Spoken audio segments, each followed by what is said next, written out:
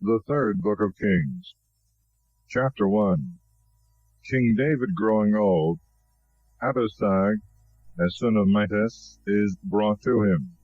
Adonias pretending to reign, Nathan and Bethsabe obtained that Solomon should be declared and anointed king. Now King David was old and advanced in years, and when he was covered with clothes he was not warm. His servants therefore said to him, Let us seek for our lord the king a young virgin, and let her stand before the king, and cherish him, and sleep in his bosom, and warm our lord the king. So they sought a beautiful young woman in all the coasts of Israel, and they found Abishag, a Sunammitess, and brought her to the king. And the damsel was exceeding beautiful, and she slept with the king, and served him. The king did not know her. And Adonias, the son of Haggith, exalted himself, saying, I will be king. And he made himself chariots and horsemen, and 50 men to run before him. Neither did his father rebuke him at any time, saying, Why hast thou done this? And he also was very beautiful, and next in birth after Absalom. And he conferred with Joab, the son of Sarvia, and with Abiathar the priest, who furthered Adonias' side. But Zadok the priest, and Benaias the son of Joiada, and Nathan the prophet, and Semai and Rai, and the strength of David's army, was not with Adonias. And Adonias, having slain rams and calves and all fat cattle by the stone of Zoheleth, which was near the fountain Rogel, invited all his brethren, the king's sons, and all the men of Judah, the king's servants. But Nathan the prophet, and Benanias, and all the valiant men, and Solomon his brother, he invited not. And Nathan said to Bethsabe, the mother of Solomon, Hast thou not heard that Adonias the son of Haggith reigneth, and our Lord David knoweth it not? Now then come, take my counsel, and save thy life, and the life of thy son Solomon. Go and get thee into King David, and say to him, Didst not thou, my lord, O king, swear to me thy handmaid, saying, Solomon thy son shall reign after me, and he shall sit on my throne? Why then doth Adonias reign? And while thou art yet speaking there with the king, I will come in after thee, and fill up thy words. So Bethsabe went into the king, into the chamber. Now the king was very old, and Abishag the son of Matthias ministered to him. Bethsabe bowed herself, and worshipped the king. And the king said to her, What is thy will? She answered and said, My lord, thou didst swear to thy handmaid by the Lord thy God, saying, Solomon thy son shall reign after me, and he shall sit on my throne. And behold, now Adonias reigneth, and thou, my lord the king, knowest nothing of it. He hath killed oxen and all fat cattle, and many rams, and invited all the king's sons, and Abiathar the priest, and Joab the general of the army. But Solomon thy servant he invited not. And now, my lord, O king, the eyes of all Israel are upon thee, that thou shouldst tell them, Who shall sit on thy throne, my lord the king, after thee? Otherwise it shall come to pass, when my lord the king sleepeth with his fathers, that I and my son Solomon shall be counted offenders. As she was yet speaking with the king, Nathan the prophet came. And they told the king, saying, Nathan the prophet is here. When he was come in before the king, and had worshipped, bowing down to the ground, Nathan said, My lord, O king, hast thou said, Let Adonias reign after me, and let him sit upon my throne? Because he is gone down today, and hath killed oxen and fatlings, and many rams, and invited all the king's sons, and the captains of the army, and Abiathar the priest. And they are eating and drinking before him, and saying, God save King Adonias. But me thy servant, and Zadok the priest, and Benaias the son of Joiada, and Solomon thy servant he hath not invited. Is this word come out from my lord the king? And hast thou not told me thy servant who should sit on the throne of my lord the king after him? And King David answered and said, Call to me Bethsabe. And when she was come into the king, and stood before him, the king swore and said, As the Lord liveth, who hath delivered my soul out of all distress, even as I swore to thee by the Lord the God of Israel, saying, Solomon thy son shall reign after me, and he shall sit upon my throne in my stead. So will I do this day. And Bethsabe, bowing with her face to the earth, worshipped the king, saying, May my lord David live forever.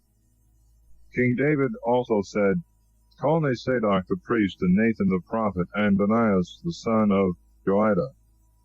And when they were come in before the king, he said to them, Take with you the servants of your lord, and set my son Solomon upon my mule, and bring him to Gihon. And let Zadok the priest and Nathan the prophet anoint him there king over Israel. You shall sound the trumpet, and shall say, God save King Solomon. And you shall come up after him, and he shall come, and shall sit upon my throne, and he shall reign in my stead, and I will appoint him to be ruler over Israel and over Judah. And Benaiah the son of Joiada answered the king, saying, Amen. So say the Lord, the God of my lord the king. As the Lord hath been with my lord the king, so be he with Solomon. Make his throne higher than the throne of my lord King David. So Zadok the priest and Nathan the prophet went down, and Benaiah the son of Joiada, and the Cherethiah, and Phelathai, and they set Solomon upon the mule of King David, and brought him to Gihon. And Zadok the priest took a horn of oil out of the tabernacle, and anointed Solomon. And they sounded the trumpet, and all the people said, God save King Solomon. And all the multitude went up after him, and the people played with pipes, and rejoiced with a great joy. And the earth rang with the noise of their cry. And Adonias and all that were invited by him heard it. And now the feast was at an end. And Joab also, hearing the sound of the trumpet, said, What meaneth this noise of the city in an uproar? While he yet spoke, Jonathan the son of Abiathar the priest came.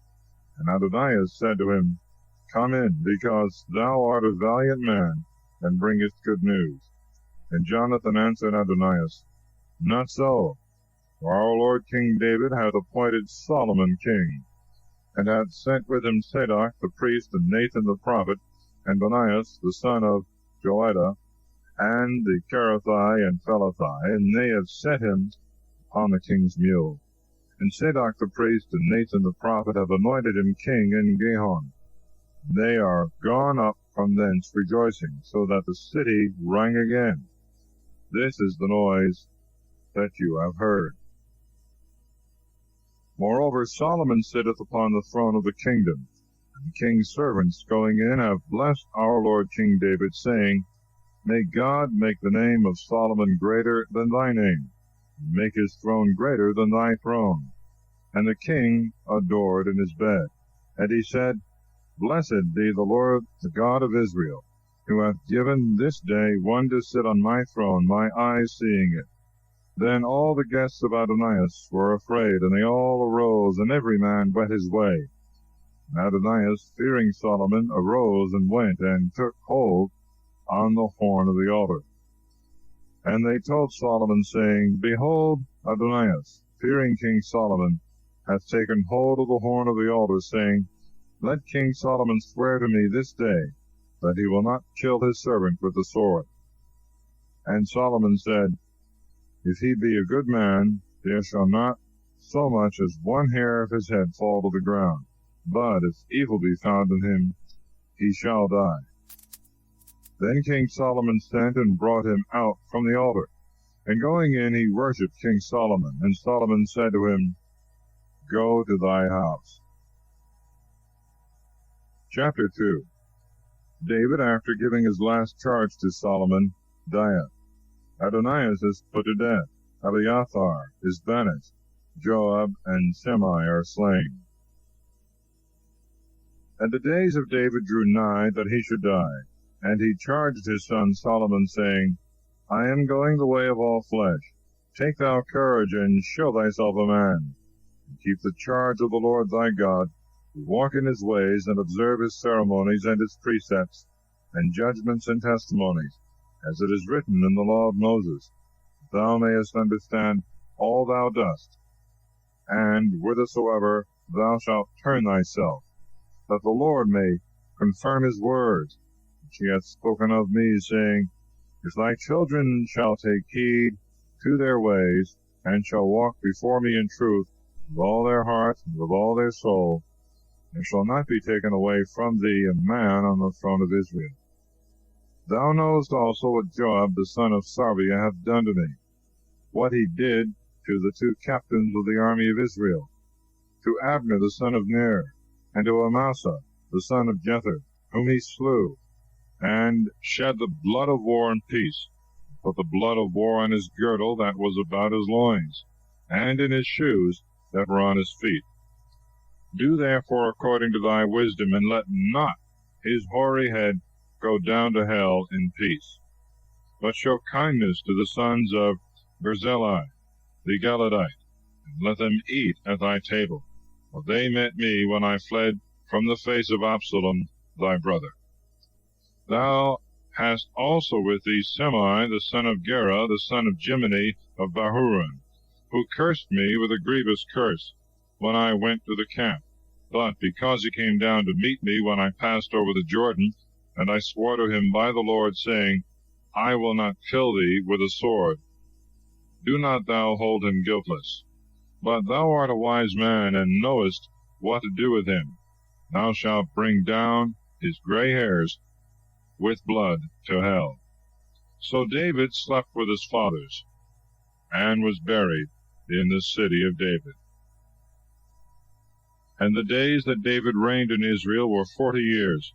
In Hebron he reigned 7 years, in Jerusalem 33. And Solomon sat upon the throne of his father David, and his kingdom was strengthened exceedingly. And Adonias the son of Haggith came to Bethsabe, the mother of Solomon.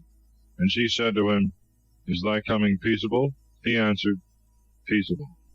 And he added, I have a word to speak with thee. She said to him, Speak. And he said, Thou knowest that the kingdom was mine, and all Israel had preferred me to be their king, but the kingdom is transferred and is become my brother's, for it was appointed him by the Lord. Now therefore I ask one petition of thee, turn not away my face. And she said to him, Say on. And he said, I pray thee, speak to King Solomon, for he cannot deny thee anything, to give me Abishag the Shunammitess to wife. And Bethsabe said, Well, I will speak for thee to the king. Then Bethsabe came to King Solomon to speak to him for Adonias. The king arose to meet her, and bowed to her, and sat down upon his throne. And a throne was set for the king's mother, and she sat on his right hand. And she said to him, I desire one small petition of thee. Do not put me to confusion. And the king said to her, My mother, ask, for I must not turn away thy face. And she said, Let Abishag the Shunammitess be given to Adonias thy brother to wife. And King Solomon answered, and said to his mother, Why dost thou ask Abishag the Shunammitess for Adonias? Ask for him also the kingdom, for he is my elder brother, and Abiathar the priest, and Joab the son of Sarvia. Then King Solomon swore by the Lord, saying, So and so may God do to me, and add more, if Adonias hath not spoken this word against his own life. And now as the Lord liveth, who hath established me, and placed me upon the throne of David my father, and who hath made me a house, as he promised, Adonias shall be put to death this day. And King Solomon sent by the hand of Benaias, the son of Joiada, who slew him, and he died. And the king said also to Abiathar the priest, Go to Anathoth, to thy lands, for indeed thou art worthy of death. But I will not at this time put thee to death, because thou didst carry the ark of the Lord God before David my father, and hast endured trouble in all the troubles my father endured. So Solomon cast out Abiathar from being the priest of the Lord, that the word of the Lord might be fulfilled, which he spoke concerning the house of Heli in Shiloh. And the news came to Joab, because Joab had turned after Adonias, and had not turned after Solomon. And Joab fled into the tabernacle of the Lord, and laid hold on the horn of the altar.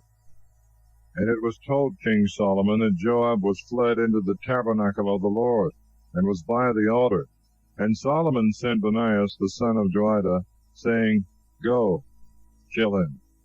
And Benaiah came to the tabernacle of the Lord, and said to him, Thus saith the king, Come forth. And he said, I will not come forth, but here I will die. Benaiah brought word back to the king, saying, Thus saith Joab. Thus he answered me.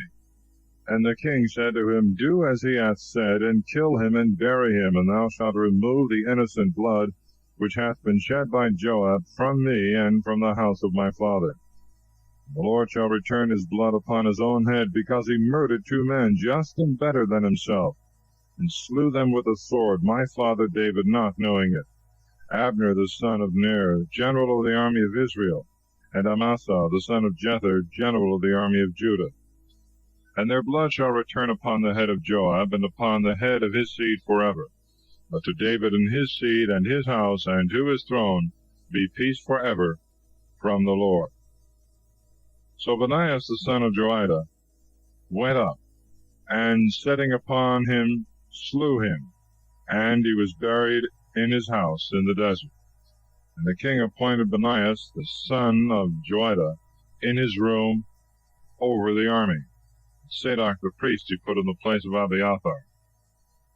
The king also sent and called for Shimei, and said to him, Build thee a house in Jerusalem, and dwell there, and go not out from thence any whither. For on what day soever thou shalt go out, and shalt pass over the brook of Kidron, know that thou shalt be put to death. Thy blood shall be upon thy own head. And Shimei said to the king, The saying is good. As my lord the king hath said, so will thy servant do. And Shimei dwelt in Jerusalem many days. And it came to pass after 3 years, that the servants of Shimei ran away to Achish, the son of Maachah, the king of Geth. It was told Shimei that his servants were gone to Geth. And Shimei arose, and saddled his ass, and went to Achish, to Geth, to seek his servants. And he brought them out of Geth. And it was told Solomon that Shimei had gone from Jerusalem to Geth, and was come back. And sending, he called for him, and said to him, Did I not protest to thee by the Lord, and tell thee before, On what day soever thou shalt go out and walk abroad any whither, know that thou shalt die? And thou answerest me, The word that I have heard is good. Why then hast thou not kept the oath of the Lord, and the commandment that I laid upon thee? The king said to Shimei, Thou knowest all the evil of which thy heart is conscious, which thou didst to David my father. The Lord hath returned thy wickedness upon thy own head. And King Solomon shall be blessed, and the throne of David shall be established before the Lord forever. So the king commanded Benaiah the son of Jehoiada. He went out and struck him, and he died. Chapter 3. Solomon marrieth Pharaoh's daughter. He sacrificeth in Gabon. In the choice which God gave him, he preferreth wisdom, his wise judgment between the 2 harlots. And the kingdom was established in the hand of Solomon, and he made affinity with Pharaoh the king of Egypt. For he took his daughter, and brought her into the city of David, until he had made an end of building his own house, and the house of the Lord, and the wall of Jerusalem round about. But yet the people sacrificed in the high places, for there was no temple built to the name of the Lord until that day. And Solomon loved the Lord, walking in the precepts of David his father. Only he sacrificed in the high places and burnt incense. He went therefore to Gabon to sacrifice there, for that was the great high place. 1,000 victims for holocausts did Solomon offer upon that altar in Gabon. And the Lord appeared to Solomon in a dream by night, saying, Ask what thou wilt that I should give thee. And Solomon said, Thou hast shown great mercy to thy servant David my father, even as he walked before thee in truth and justice, and an upright heart with thee. Thou hast kept thy great mercy for him, and hast given him a son to sit on his throne, as it is this day. And now, O Lord God, thou hast made thy servant king instead of David my father, and I am but a child, and know not how to go out and come in. And thy servant is in the midst of the people which thou hast chosen, an immense people, which cannot be numbered nor counted for multitude. Give therefore to thy servant an understanding heart, to judge thy people, and discern between good and evil. For who shall be able to judge this people, thy people, which is so numerous? And the word was pleasing to the Lord that Solomon had asked such a thing. And the Lord said to Solomon, Because thou hast asked this thing, and hast not asked for thyself long life or riches, nor the lives of thy enemies, but hast asked for thyself wisdom to discern judgment. Behold, I have done for thee according to thy words, and have given thee a wise and understanding heart, insomuch that there hath been no one like thee before thee, nor shall arise after thee. Yea, and the things also which thou didst not ask, I have given thee, to wit, riches and glory, so that no one hath been like thee among the kings in all days heretofore. And if thou wilt walk in my ways, and keep my precepts, and my commandments as thy father walked, I will lengthen thy days. And Solomon awaked, and perceived that it was a dream. And when he was come to Jerusalem, he stood before the ark of the covenant of the Lord, and offered holocausts, and sacrificed victims of peace offerings, and made a great feast for all his servants. Then there came 2 women that were harlots to the king, and stood before him. And one of them said, I beseech thee, my lord, I and this woman dwelt in one house, that I was delivered of a child with her in the chamber.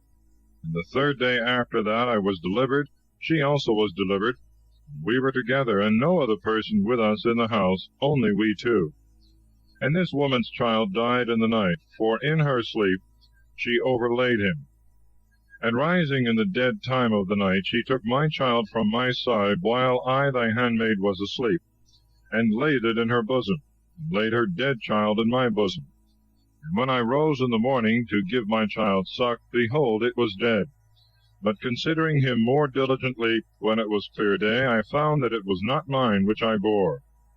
And the other woman answered, It is not so as thou sayest, but thy child is dead, and mine is alive. On the contrary, she said, Thou liest, for my child liveth, and thy child is dead. And in this manner they strove before the king. Then said the king, The one saith, My child is alive, and thy child is dead. And the other answereth, Nay, but thy child is dead, and mine liveth. The king therefore said, Bring me a sword. And when they had brought a sword before the king, Divide, said he, the living child in 2, and give half to the one, and half to the other. But the woman whose child was alive said to the king, for her bowels were moved upon her child, I beseech thee, my lord, give her the child alive, and do not kill it.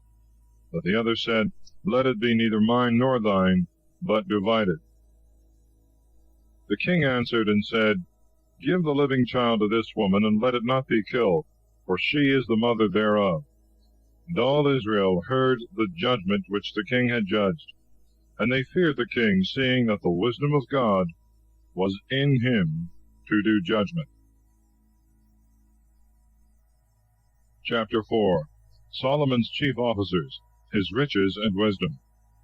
And King Solomon reigned over all Israel. And these were the princes which he had: Azarias the son of Sadok the priest, Elihoreph and Ahiah the sons of Sisa scribes, Joshaphat the son of Ahilud, recorder, Phinehas the son of Joiada, over the army, and Sadok and Abiathar, priests, Azarias the son of Nathan, over them that were about the king, Zabud, the son of Nathan the priest, the king's friend, and Ahasar, governor of the house, and Adoniram, the son of Abda, over the tribute. And Solomon had 12 governors over all Israel, who provided victuals for the king and for his household. For every one provided necessaries, each man his month in the year.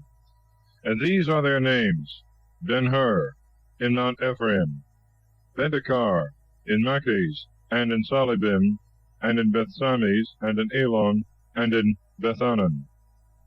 Ben-Hesed, in Aruboth, his was Sochal, and all the land of Epher. Ben-Abinadab, to whom belonged all Nephath Dor, he had Tapheth the daughter of Solomon to wife. Bena the son of Ahilud, who governed Thanach and Megiddo, and all Bethsan, which is by Sarthana beneath Jezreel, from Bethsan unto Abimehula, over against Jechmain. Ben-Gaber in Ramoth Galad, he had the towns of Jair, the son of Manasses, in Galad. He was chief in all the country of Argob, which is in Basan, 80 great cities with walls and brazen bolts. Abinadab the son of Addo was chief in Manaim. Achimaas in Naphtali. He also had Basemath, the daughter of Solomon, to wife. Bena the son of Husai in Aser and in Bela. Josaphat the son of Pharu in Issachar. Semai the son of Elah in Benjamin. Geber the son of Uri in the land of Gilad, in the land of Sihon the king of the Amorites, and of Og the king of Basan, over all that were in that land. Judah and Israel were innumerable as the sand of the sea in multitude, eating and drinking and rejoicing. And Solomon had under him all the kingdoms from the river to the land of the Philistines, even to the border of Egypt. And they brought him presents, and served him all the days of his life. And the provision of Solomon for each day was 30 measures of fine flour, and 80 measures of meal, 10 fat oxen, and 20 out of the pastures, and 100 rams, besides venison of harts, roes, and buffaloes, and fatted fowls. For he had all the country which was beyond the river, from Taphsah to Gazon, and all the kings of those countries, and he had peace on every side round about. And Judah and Israel dwelt without any fear, every one under his vine and under his fig tree, from Dan to Bersabeh, all the days of Solomon. And Solomon had 40,000 stalls of chariot horses, and 12,000 for the saddle. And the foresaid governors of the king fed them, and they furnished the necessaries also for King Solomon's table, with great care in their time. They brought barley also, and straw for the horses and beasts, to the place where the king was, according as it was appointed them. And God gave to Solomon wisdom and understanding exceeding much, and largeness of heart as the sand that is on the seashore. And the wisdom of Solomon surpassed the wisdom of all the Orientals and of the Egyptians. And he was wiser than all men, wiser than Ethan the Ezrahite, and Heman, and Calcol, and Dorda the sons of Mahal, and he was renowned in all nations round about. Solomon also spoke 3,000 parables, and his poems were 1,005. And he treated about trees, from the cedar that is in Libanus unto the hyssop that cometh out of the wall. And he discoursed of beasts, and of fowls, and of creeping things, and of fishes. And they came from all nations to hear the wisdom of Solomon, and from all the kings of the earth who heard of his wisdom. Chapter 5. Hiram king of Tyre agreeth to furnish timber and workmen for building the temple, the number of workmen and overseers. And Hiram king of Tyre sent his servants to Solomon, for he heard that they had anointed him king in the room of his father. Hiram had always been David's friend. And Solomon sent to Hiram, saying, Thou knowest the will of David my father, and that he could not build a house to the name of the Lord his God, because of the wars that were round about him, until the Lord put them under the soles of his feet. But now the Lord my God hath given me rest round about, and there is no adversary nor evil occurrence. Wherefore I propose to build a temple to the name of the Lord my God, as the Lord spoke to David my father, saying, Thy son, whom I will set upon the throne in thy place, he shall build a house to my name. Give orders, therefore, that thy servants cut me down cedar trees out of Libanus, and let my servants be with thy servants. And I will give thee the hire of thy servants whatsoever thou wilt ask. For thou knowest how there is not among my people a man that has skill to hew wood like to the Sidonians. Now when Hiram had heard the words of Solomon, he rejoiced exceedingly, and said, Blessed be the Lord God this day, who hath given to David a very wise son over this numerous people. And Hiram sent to Solomon, saying, I have heard all thou hast desired of me, and I will do all thy desire concerning cedar trees and fir trees. My servants shall bring them down from Libanus to the sea, and I will put them together in floats in the sea, and convey them to the place which thou shalt signify to me, and will land them there. Thou shalt receive them, and thou shalt allow me necessaries to furnish food for my household. So Hiram gave Solomon cedar trees and fir trees according to all his desire. And Solomon allowed Hiram 20,000 measures of wheat for provision for his house, and 20 measures of the purest oil. Thus gave Solomon to Hiram every year. And the Lord gave wisdom to Solomon, as he promised him. And there was peace between Hiram and Solomon, and they two made a league together. And King Solomon chose workmen out of all Israel, and the levy was of 30,000 men. And he sent them to Libanus, 2,000 every month by turns, so that 2 months they were at home. And Adoniram was over this levy. And Solomon had 70,000 to carry burdens, and 80,000 to hew stones in the mountain, besides the overseers who were over every work, in number 3,300 that ruled over the people, and them that did the work. And the king commanded that they should bring great stones, costly stones, for the foundation of the temple, and should square them. And the masons of Solomon and the masons of Hiram hewed them, and the Gibeons prepared timber and stones to build the house. Chapter 6. The building of Solomon's temple. And it came to pass in the 488th year after the children of Israel came out of the land of Egypt, in the 4th year of the reign of Solomon over Israel, in the month Zio, the same is the 2nd month, he began to build a house to the Lord.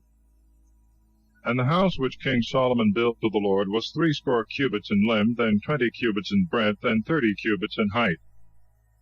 And there was a porch before the temple of 20 cubits in length, according to the measure of the breadth of the temple, and it was 10 cubits in breadth before the face of the temple.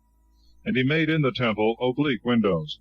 And upon the wall of the temple he built floors round about, in the walls of the house round about the temple and the oracle, and he made sides round about. The floor that was underneath was 5 cubits in breadth, and the middle floor was 6 cubits in breadth, and the third floor was 7 cubits in breadth. And he put beams in the house round about on the outside, that they might not be fastened in the walls of the temple. And the house, when it was in building, was built of stones hewed and made ready, so that there was neither hammer nor axe nor any tool of iron heard in the house when it was in building. The door for the middle side was on the right hand of the house, and by winding stairs they went up to the middle room, and from the middle to the third. So he built the house and finished it, and he covered the house with roofs of cedar. And he built a floor over all the house, 5 cubits in height, and he covered the house with timber of cedar. And the word of the Lord came to Solomon, saying, This house which thou buildest, if thou wilt walk in my statutes, and execute my judgments, and keep all my commandments, walking in them, I will fulfill my word to thee, which I spoke to David thy father. And I will dwell in the midst of the children of Israel, and will not forsake my people Israel. So Solomon built the house and finished it. And he built the walls of the house on the inside, with boards of cedar, from the floor of the house to the top of the walls, and to the roofs. He covered it with boards of cedar on the inside, and he covered the floor of the house with planks of fir. And he built up 20 cubits with boards of cedar at the hinder part of the temple, from the floor to the top, and made the inner house of the oracle to be the Holy of Holies. And the temple itself before the doors of the oracle was 40 cubits long, and all the house was covered within with cedar, having the turnings and the joints thereof artfully wrought, and carvings projecting out. All was covered with boards of cedar, and no stone could be seen in the wall at all. And he made the oracle in the midst of the house, in the inner part, to set there the ark of the covenant of the Lord. Now the oracle was 20 cubits in length, and 20 cubits in breadth, and 20 cubits in height. And he covered and overlaid it with most pure gold, and the altar also he covered with cedar. And the house before the oracle he overlaid with most pure gold, and fastened on the plates with nails of gold. And there was nothing in the temple that was not covered with gold. The whole altar of the oracle he covered also with gold. And he made in the oracle 2 cherubims of olive tree, of 10 cubits in height. One wing of the cherub was 5 cubits, and the other wing of the cherub was 5 cubits. That is, in all 10 cubits, from the extremity of one wing to the extremity of the other wing. The second cherub also was 10 cubits, and the measure and the work was the same in both the cherubims. That is to say, one cherub was 10 cubits high, and in like manner the other cherub. And he set the cherubims in the midst of the inner temple. The cherubims stretched forth their wings, and the wing of the one touched one wall, and the wing of the other cherub touched the other wall. The other wings in the midst of the temple touched one another. And he overlaid the cherubims with gold. And all the walls of the temple round about he carved with divers figures and carvings. And he made in them cherubims and palm trees and divers representations, as it were standing out and coming forth from the wall. And the floor of the house he also overlaid with gold within and without. And in the entrance of the oracle he made little doors of olive tree, and posts of 5 corners, and 2 doors of olive tree. And he carved upon them figures of cherubims, and figures of palm trees, and carvings very much projecting. And he overlaid them with gold, and he covered both the cherubims and the palm trees, and the other things with gold. And he made in the entrance of the temple posts of olive tree 4 square, and 2 doors of fir tree, one of each side. And each door was double, and so opened with folding leaves. And he carved cherubims and palm trees, and carved work standing very much out. And he overlaid all with golden plates and square work by rule. And he built the inner court with 3 rows of polished stones, and 1 row of beams of cedar.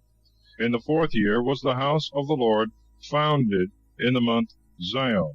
And in the 11th year, in the month Bul, which is the 8th month, the house was finished, and all the works thereof, and in all the appurtenances thereof.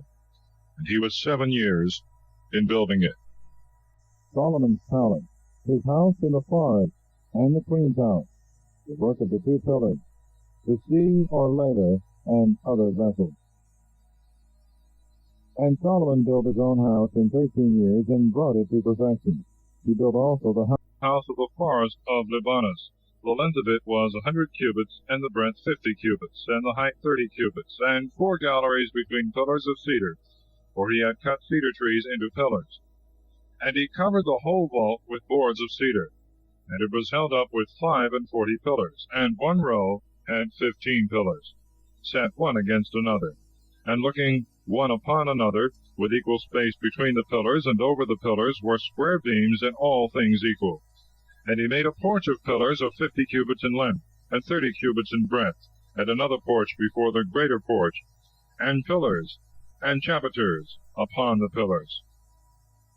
He made also the porch of the throne, wherein is the seat of judgment, and covered it with cedar wood from the floor to the top. And in the midst of the porch was a small house, where he sat in judgment of the like work. He made also a house for the daughter of Pharaoh, whom Solomon had taken to wife, of the same work as this porch, all of costly stones, which were sawed by a certain rule, and measured both within and without, from the foundation to the top of the walls. and without unto the great court. And the foundations were of costly stones, great stones of 10 cubits or 8 cubits, and above there were costly stones of equal measure hewed, and in like manner planks of cedar. And the greater court was made round with 3 rows of hewed stones, and 1 row of planks of cedar. Moreover, also in the inner court of the house of the Lord, and in the porch of the house. And King Solomon sent and brought Hiram from Tyre, the son of a widow woman of the tribe of Naphtali, whose father was a Tyrian, an artificer in brass, and full of wisdom and understanding, and skill to work all work in brass. And when he was come to King Solomon, he wrought all his work. And he cast 2 pillars in brass, each pillar was 18 cubits high, and a line of 12 cubits compassed both the pillars. He made also 2 chapiters of molten brass, to be set upon the tops of the pillars. The height of one chapiter was 5 cubits, and the height of the other chapiter was 5 cubits. And a kind of network and chainwork wreathed together with wonderful art. Both the chapiters of the pillars were cast. 7 rows of nets were on one chapiter, and 7 nets on the other chapiter. And he made the pillars, and 2 rows round about each network, to cover the chapiters that were upon the top, with pomegranates, and in like manner did he to the other chapiter. And the chapiters that were upon the top of the pillars were of lily work in the porch of 4 cubits. And again other chapiters in the top of the pillars above, according to the measure of the pillar over against the network. And of pomegranates there were 200 in rows round about the other chapiter. And he set up the pillars in the porch of the temple. And when he had set up the pillar on the right hand, he called the name thereof Jachin. In like manner he set up the second pillar, and called the name thereof Booz. And upon the tops of the pillars he made lily work. So the work of the pillars was finished. He made also a molten sea of 10 cubits from brim to brim round all about. The height of it was 5 cubits, and a line of 30 cubits compassed it round about. And a graven work under the brim of it compassed it, for 10 cubits going about the sea. There were 2 rows cast of chamfered sculptures.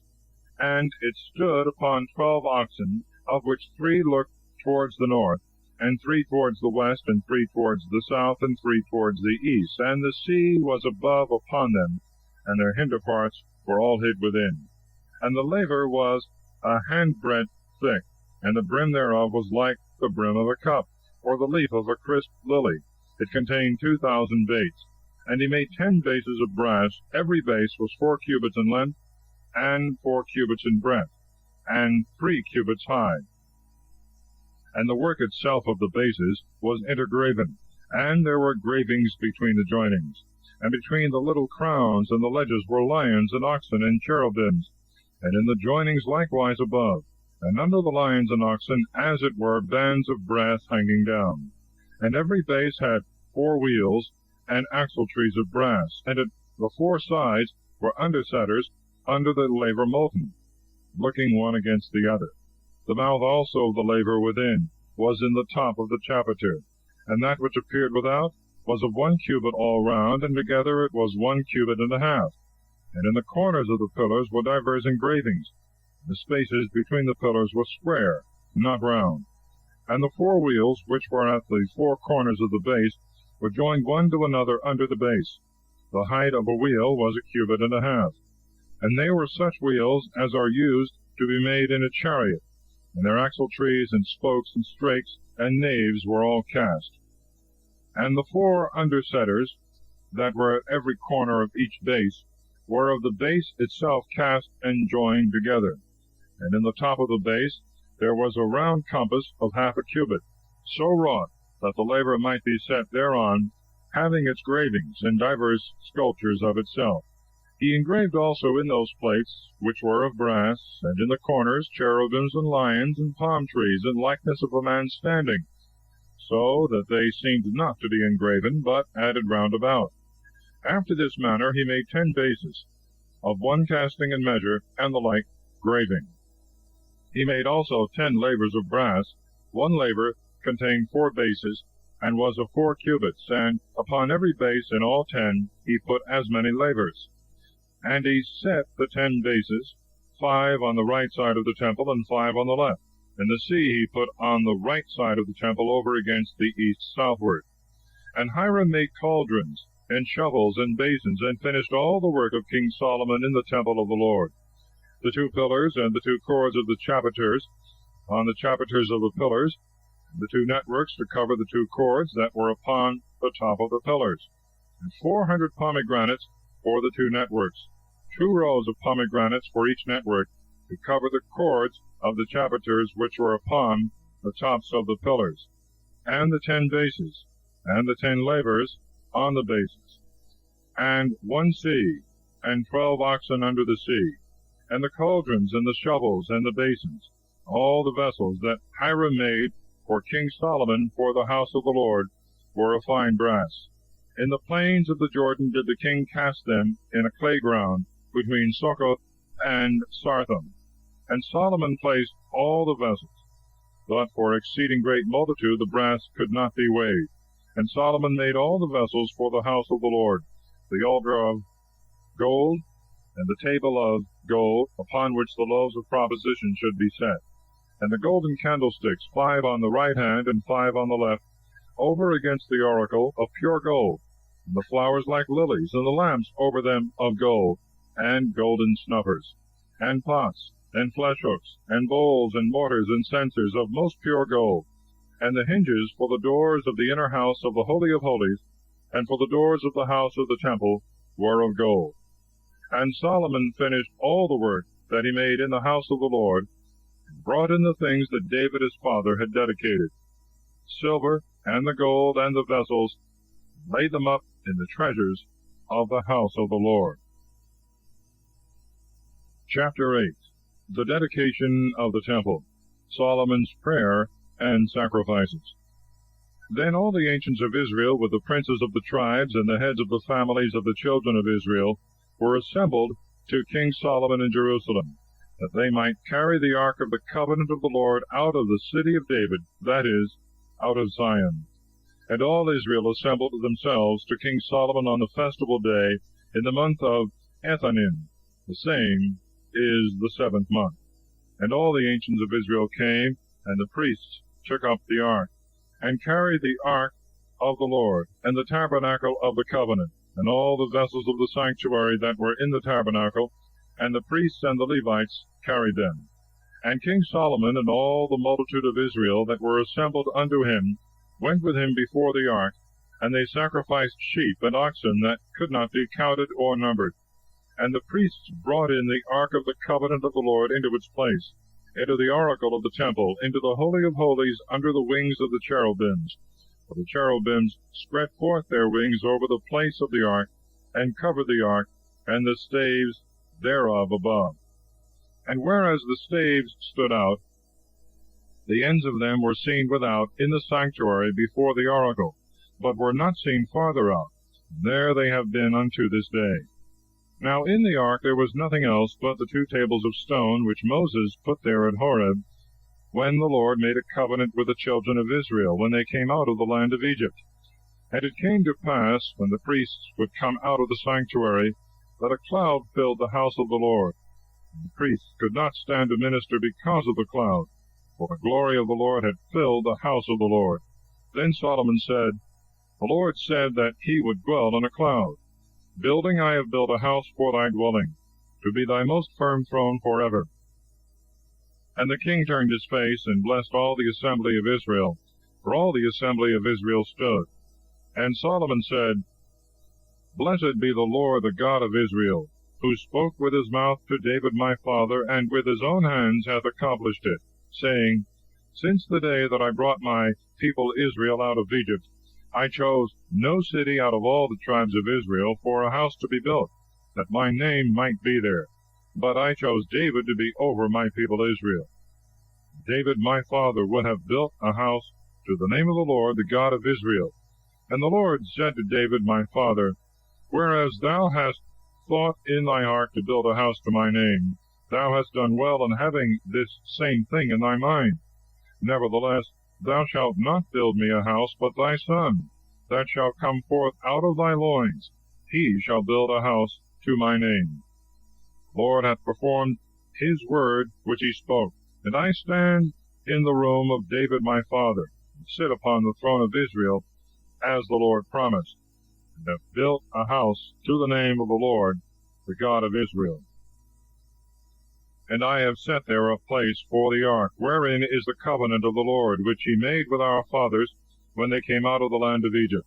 And Solomon stood before the altar of the Lord in the sight of the assembly of Israel, and spread forth his hands towards heaven, and said, Lord God of Israel, there is no God like thee in heaven above, or on earth beneath, who keepest covenant and mercy with thy servants that have walked before thee with all their heart, who hast kept with thy servant David my father what thou hast promised him. With thy mouth thou didst speak, and with thy hands thou hast performed, as this day proveth.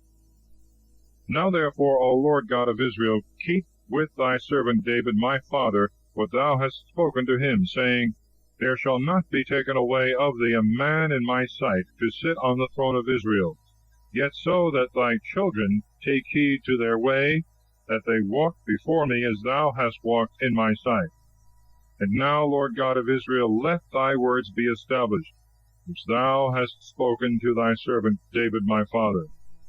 Is it then to be thought that God should indeed dwell upon earth? For if heaven and the heavens of heavens cannot contain thee, how much less this house which I have built? But have regard to the prayer of thy servant, and to his supplications, O Lord my God. Hear the hymn and the prayer which thy servant prayeth before thee this day.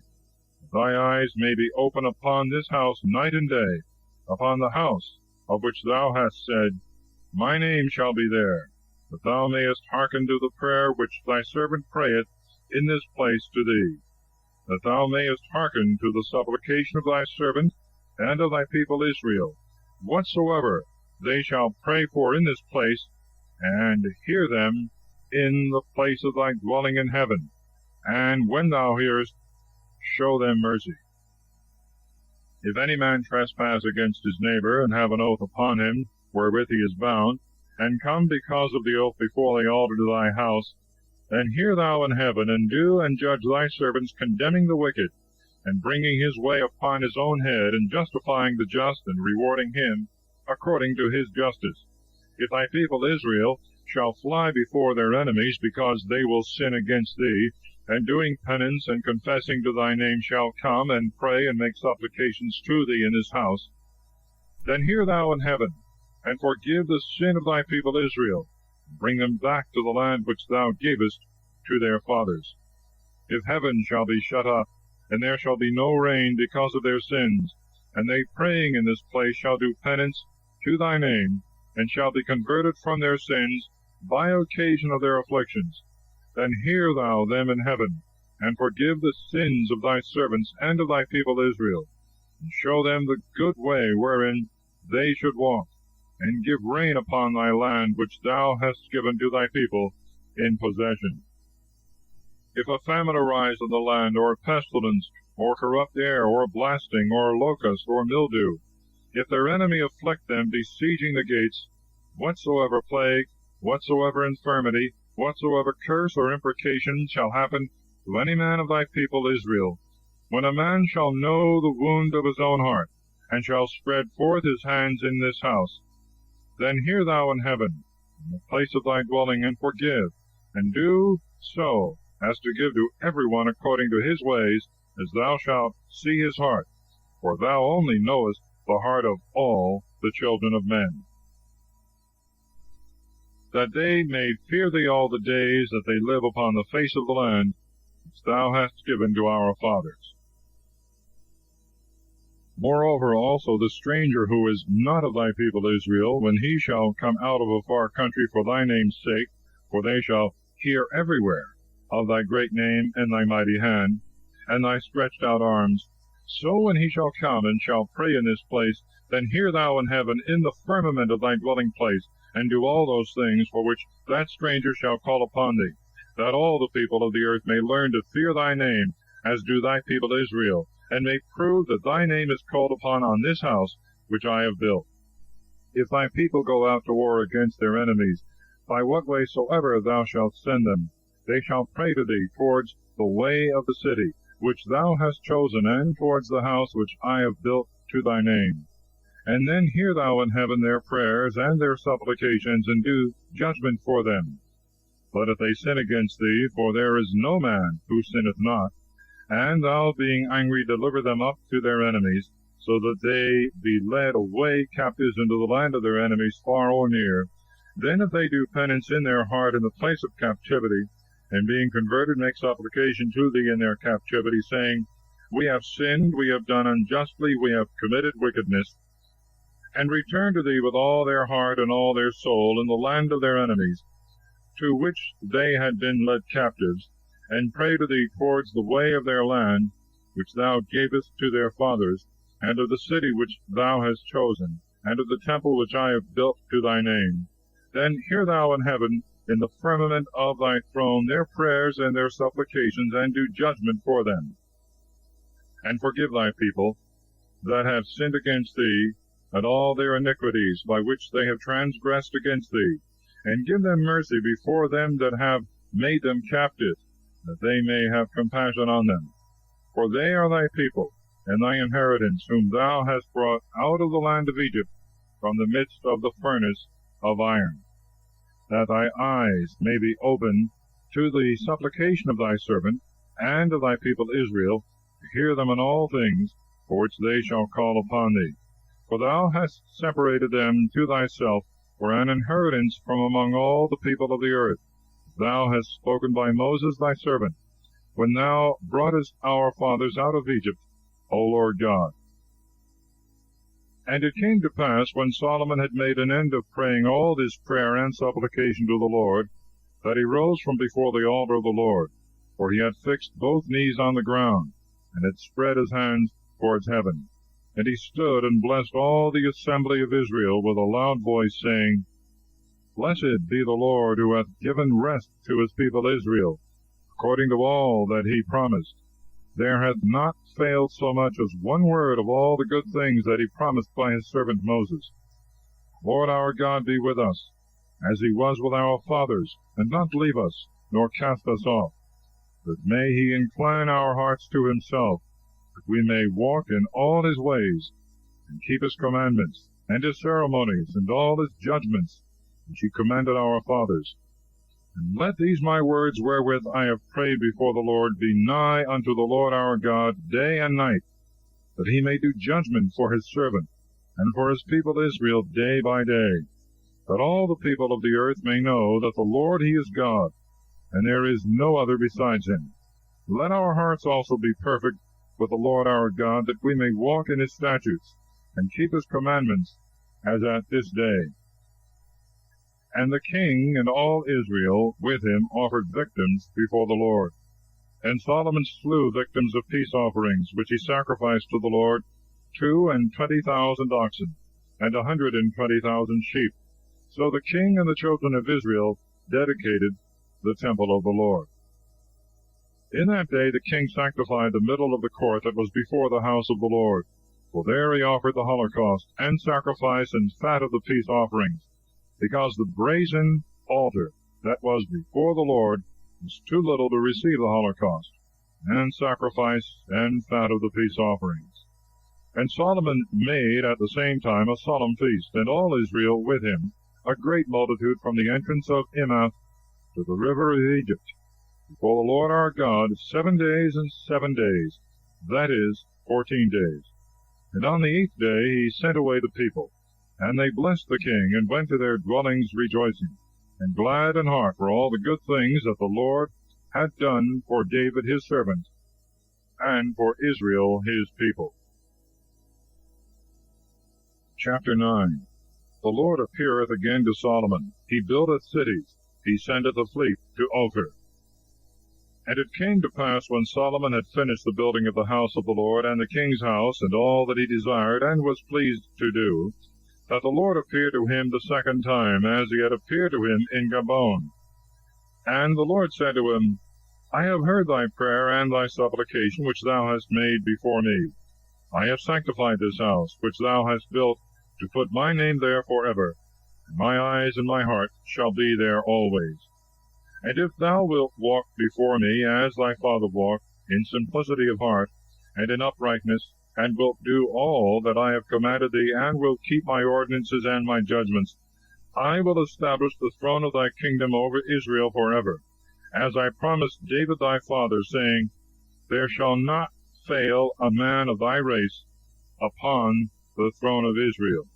But if you and your children revolting shall turn away from following me, and will not keep my commandments, and my ceremonies which I have set before you, but will go and worship strange gods and adore them, I will take away Israel from the face of the land which I have given them, and the temple which I have sanctified to my name.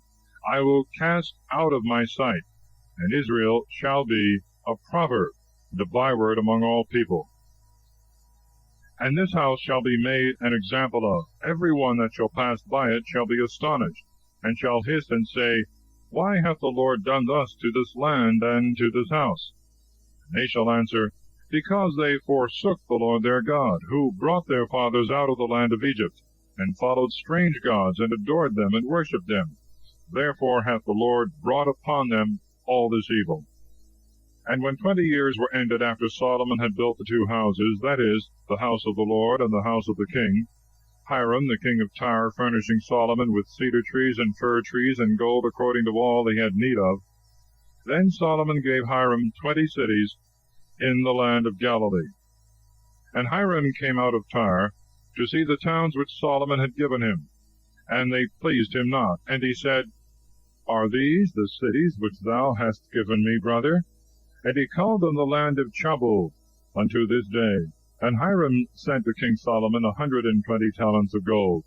This is the sum of the expenses which King Solomon offered to build the house of the Lord, and his own house, and Millo, and the wall of Jerusalem, and Heser, and Megiddo, and Gezer. Pharaoh the king of Egypt came up, and took Gezer, and burnt it with fire, and slew the Canaanite that dwelt in the city, and gave it for a dowry to his daughter, Solomon's wife. So Solomon built Gezer, and Betharon the nether, and Bela, and Palmyra in the land of the wilderness, and all the towns that belonged to himself, and were not walled, he fortified, the cities also of the chariots, the cities of the horsemen, and whatsoever he had a mind to build in Jerusalem, and in Libanus, and in all the land of his dominion. All the people that were left of the Amorites, and Hittites, and Perizzites, and Hivites, and Jebusites, that are not of the children of Israel. Their children that were left in the land, to it, such as the children of Israel had not been able to destroy, Solomon made tributary unto this day. But of the children of Israel Solomon made not any to be bondmen, but they were men of war, and his servants, and his princes, and captains, and overseers of the chariots and horses. And there were 550 chief officers set over all the works of Solomon. They had people under them, and had charge over the appointed works. And the daughter of Pharaoh came up out of the city of David to her house, which Solomon had built for her. Then did he build Millo. Solomon also offered 3 times every year holocausts and victims of peace offerings upon the altar which he had built to the Lord. And he burnt incense before the Lord, and the temple was finished. And King Solomon made a fleet in Asion-Geber, which is by Eileth, on the shore of the Red Sea, in the land of Edom. And Hiram sent his servants in the fleet, sailors that had knowledge of the sea, with the servants of Solomon. And they came to Ophir, and they brought from thence to King Solomon 420 talents of gold. The queen of Saba cometh to King Solomon, his riches and glory. And the queen of Saba, having heard of the fame of Solomon in the name of the Lord, came to try him with hard questions. And entering into Jerusalem with a great train and riches, and camels that carried spices, and an immense quantity of gold and precious stones, she came to King Solomon, and spoke to him all that she had in her heart. And Solomon informed her of all the things she proposed to him. There was not any word the king was ignorant of, and which he could not answer her. And when the queen of Saba saw all the wisdom of Solomon, and the house which he had built, and the meat of his table, and the apartments of his servants, and the order of his ministers, and their apparel, and the cupbearers, and the holocausts which he offered in the house of the Lord. She had no longer any spirit in her. And she said to the king, The report is true, which I heard in my own country, concerning thy words, and concerning thy wisdom. And I did not believe them that told me, till I came myself and saw with my own eyes, and have found that the half hath not been told me. Thy wisdom and thy works exceed the fame which I heard. Blessed are thy men, and blessed are thy servants, who stand before thee always, and hear thy wisdom. Blessed be the Lord thy God, whom thou hast pleased, and who hath set thee upon the throne of Israel, because the Lord hath loved Israel forever, and hath appointed thee king to do judgment and justice. And she gave the king 120 talents of gold, and of spices of very great store, and precious stones. There was brought no more such abundance of spices as these which Queen of Saba gave to King Solomon. The navy also of Hiram, which brought gold from Ophir, brought from Ophir great plenty of thyine trees and precious stones. And the king made of the thyine trees rails of the house of the Lord, and of the king's house, and citherns and harps for singers. There were no such thyine trees as these brought, nor seen unto this day. And King Solomon gave the queen of Saba all that she desired, and asked of him, besides what he offered her of himself of his royal bounty. And she returned and went to her own country with her servants. And the weight of the gold that was brought to Solomon every year was 666 talents of gold, besides that which the men brought him that were over the tributes, and the merchants, and they that sold by retail, and all the kings of Arabia, and the governors of the country. And Solomon made 200 shields of the purest gold. He allowed 600 sickles of gold for the plates of one shield, and 300 targets of fine gold. 300 pounds of gold covered one target, and the king put them in the house of the forest of Libanus. King Solomon also made a great throne of ivory, and overlaid it with the finest gold. It had 6 steps, and the top of the throne was round behind. And there were 2 hands on either side holding the seat, and 2 lions stood, one at each hand. And 12 little lions stood upon the 6 steps on the one side and on the other. There was no such work made in any kingdom. Moreover, all the vessels out of which King Solomon drank were of gold, and all the furniture of the house of the forest of Libanus was of most pure gold. There was no silver, nor was any account made of it in the days of Solomon. For the king's navy once in 3 years went with the navy of Hiram by sea to Tharsis, and brought from thence gold and silver and elephants' teeth and apes and peacocks. And King Solomon exceeded all the kings of the earth in riches and wisdom. And all the earth desired to see Solomon's face, to hear his wisdom, which God had given in his heart. And every one brought him presents, vessels of silver and of gold, garments and armor, and spices, and horses, and mules every year.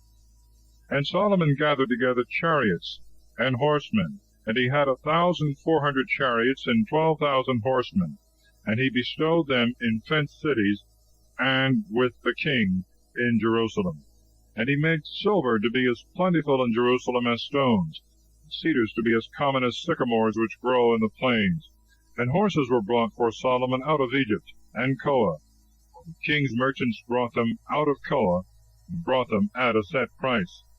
And a chariot of 4 horses came out of Egypt for 600 sickles of silver, and a horse for 150. And after this manner did all the kings of the Hittites and of Syria sell horses. Chapter 11. Solomon by means of his wives falleth into idolatry. God raiseth him adversaries, Adad, Rezon, and Jeroboam. Solomon dieth. And King Solomon loved many strange women besides the daughter of Pharaoh, and women of Moab, and of Ammon, and of Edom, and of Sidon, and of the Hittites. of the nations concerning which the Lord said to the children of Israel, You shall not go in unto them, neither shall any of them come into yours, for they will most certainly turn away your heart to follow their gods. And to these was Solomon joined with a most ardent love. And he had 700 wives as queens, and 300 concubines, and the women turned away his heart. And when he was now old, his heart was turned away by women to follow strange gods. And his heart was not perfect with the Lord his God, as was the heart of David his father. But Solomon worshipped Astarte, the goddess of the Sidonians, and Moloch, the idol of the Ammonites. And Solomon did that which was not pleasing before the Lord, and did not fully follow the Lord, as David his father. Then Solomon built a temple for Chemosh, the idol of Moab, on the hill that is over against Jerusalem, and for Moloch, the idol of the children of Ammon. And he did in this manner for all his wives that were strange, who burnt incense and offered sacrifice to their gods. And the Lord was angry with Solomon, because his mind was turned away from the Lord, the God of Israel, who had appeared to him twice, had commanded him concerning this thing, that he should not follow strange gods. But he kept not the things which the Lord commanded him. The Lord therefore said to Solomon, Because thou hast done this, and hast not kept my covenant and my precepts which I have commanded thee, I will divide and rend thy kingdom, and will give it to thy servant. Nevertheless, in thy days I will not do it, for David thy father's sake, but I will rend it out of the hand of thy son. Neither will I take away the whole kingdom. But I will give one tribe to thy son for the sake of David my servant, and Jerusalem which I have chosen. And the Lord raised up an adversary to Solomon, Hadad the Edomite, of the king's seed in Edom. For when David was in Edom, and Joab the general of the army was gone up to bury them that were slain, and had killed every male in Edom. For Joab remained there 6 months with all Israel, till he had slain every male in Edom. Then Hadad fled, he and certain Edomites of his father's servants with him, to go into Egypt. And Hadad was then a little boy. And they arose out of Madian, and came into Pharaon. And they took men with them from Pharaon, and went into Egypt to Pharaoh the king of Egypt, who gave him a house, and appointed him victuals, and assigned him land. And Hadad found great favor before Pharaoh, insomuch that he gave him to wife the own sister of his wife, Taphnes, the queen. And the sister of Taphnes bore him his son Genubath, and Taphnes brought him up in the house of Pharaoh. And Genubath dwelt with Pharaoh among his children. And when Hadad heard in Egypt that David slept with his fathers, and that Joab the general of the army was dead, he said to Pharaoh, Let me depart, that I may go to my own country. And Pharaoh said to him, Why? What is wanting to thee with me, that thou seekest to go to thy own country? But he answered, Nothing, yet I beseech thee to let me go. God also raised up against him an adversary, Rezon, the son of Eliada, who had fled from his master Adarezer, the king of Sobah. And he gathered men against him, and he became a captain of robbers, when David slew them of Sobah. And they went to Damascus, and dwelt there. And they made him king in Damascus. And he was an adversary to Israel all the days of Solomon. This is the evil of Hadad, and his hatred against Israel, and he reigned in Syria. Jeroboam, also the son of Nebat, and Ephrathite of Sareda, a servant of Solomon, whose mother was named Saruah, a widow woman, lifted up his hand against the king. And this is the cause of his rebellion against him. For Solomon built Millo, and filled up the breach of the city of David his father. And Jeroboam was a valiant and mighty man, and Solomon, seeing him a young man, ingenious and industrious, made him chief over the tributes of all the house of Joseph. So it came to pass at that time that Jeroboam went out of Jerusalem, and the prophet Ahias the Silonite, clad with a new garment, found him in the way, and they two were alone in the field. And Ahias, taking his new garment, wherewith he was clad, divided it into 12 parts. And he said to Jeroboam, Take to thee 10 pieces, for thus saith the Lord, the God of Israel, Behold, I will rend the kingdom of the hand of Solomon, and will give thee 10 tribes. But 1 tribe shall remain to him for the sake of my servant David, and Jerusalem the city which I have chosen out of all the tribes of Israel, because he hath forsaken me, and hath adored Astarte, the goddess of the Sidonians, and Chemos, the god of Moab, and Moloch, the god of the children of Ammon, and hath not walked in my ways, to do justice before me, and to keep my precepts and judgments, as did David his father. Yet I will not take away all the kingdom out of his hand, but I will make him prince all the days of his life for David my servant's sake, whom I chose, who kept my commandments and my precepts. But I will take away the kingdom out of his son's hand, and will give thee 10 tribes. And to his son I will give 1 tribe, that there may remain a lamp for my servant David before me always in Jerusalem the city, which I have chosen that my name might be there. And I will take thee, and thou shalt reign over all that thy soul desireth, and thou shalt be king over Israel. If then thou wilt hearken to all that I shall command thee, and wilt walk in my ways, and do what is right before me, keeping my commandments and my precepts, as David my servant did, I will be with thee, and will build thee up a faithful house, as I built a house for David, and I will deliver Israel to thee. And I will for this afflict the seed of David, but not yet forever. Solomon therefore sought to kill Jeroboam, but he arose and fled into Egypt to Shishak, the king of Egypt, and was in Egypt till the death of Solomon. And the rest of the words of Solomon, and all that he did, and his wisdom, behold, they are all written in the book of the words of the days of Solomon. And the days that Solomon reigned in Jerusalem over all Israel were 40 years. And Solomon slept with his fathers, and was buried in the city of David his father, and Rehoboam his son reigned in his stead. Chapter 12. Rehoboam, following the counsel of young men, alienated from him the minds of the people. They make Jeroboam king over 10 tribes. He setteth up idolatry. And Rehoboam went to Shechem, for thither were all Israel come together to make him king.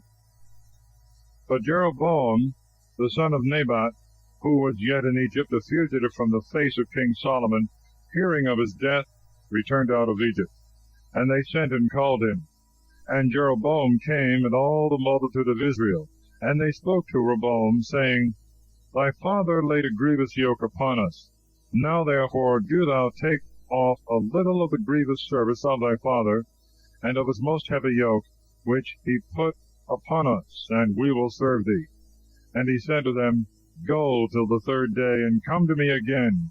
And when the people was gone, King Rehoboam took counsel with the old men that stood before Solomon his father while he yet lived. And he said, What counsel do you give me, that I may answer this people? They said to him, If thou wilt yield to this people today, condescend to them, and grant their petition, and wilt speak gentle words to them, they will be thy servants always. But he left the counsel of the old men which they had given him, and consulted with the young men that had been brought up with him, and stood before him. And he said to them, What counsel do you give me, that I may answer this people, who have said to me, Make the yoke which thy father put upon us lighter? And the young men that had been brought up with him said, Thus shalt thou speak to this people who have spoken to thee, saying, Thy father made our yoke heavy, do thou ease us. Thou shalt say to them, My little finger is thicker than the back of my father. Now my father put a heavy yoke upon you, but I will add to your yoke. My father beat you with whips, but I will beat you with scorpions. So Jeroboam and all the people came to Rehoboam the 3rd day, as the king had appointed, saying, Come to me again the 3rd day. And the king answered the people roughly, leaving the counsel of the old men which they had given him. And he spoke to them according to the counsel of the young men, saying, My father made your yoke heavy, but I will add to your yoke. My father beat you with whips, but I will beat you with scorpions. And the king condescended not to the people. But the Lord was turned away from him, to make good his word which he had spoken in the hand of Ahaz the Silonite to Jeroboam the son of Nebat. Then the people, seeing that the king would not hearken to them, answered him, saying, What portion have we in David? What inheritance in the son of Isai? Go home to thy dwellings, O Israel. Now, David, look to thy own house. So Israel departed to their dwellings. But as for all the children of Israel that dwelt in the cities of Judah, Rehoboam reigned over them. Then King Rehoboam sent Joram, who was over the tribute, and all Israel stoned him, and he died. Wherefore King Rehoboam made haste to get him up into his chariot, and he fled to Jerusalem. And Israel revolted from the house of David unto this day. And it came to pass, when all Israel heard that Jeroboam was come again, that they gathered an assembly, and sent and called him, and made him king over all Israel. And there was none that followed the house of David, but the tribe of Judah only. And Rehoboam came to Jerusalem, and gathered together all the house of Judah, and the tribe of Benjamin, 180,000 chosen men for war, to fight against the house of Israel, and to bring the kingdom again unto Rehoboam the son of Solomon.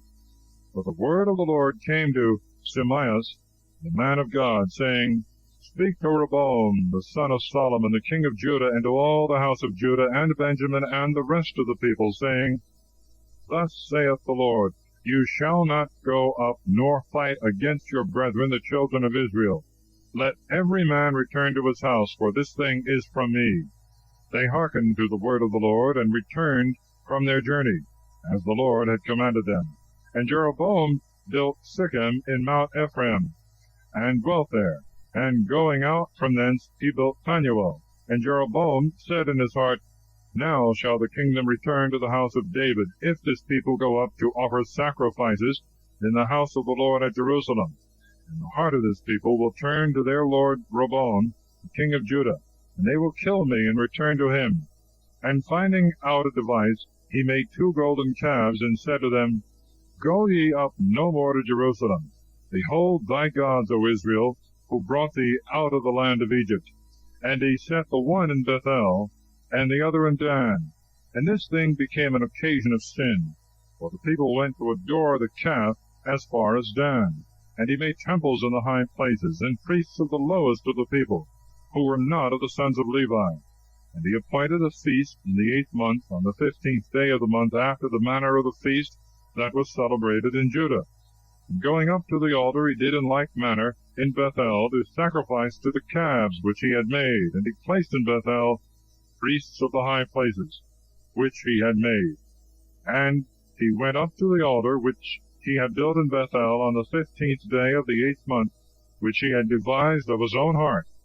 And he ordained a feast to the children of Israel, and went up unto the altar to burn incense.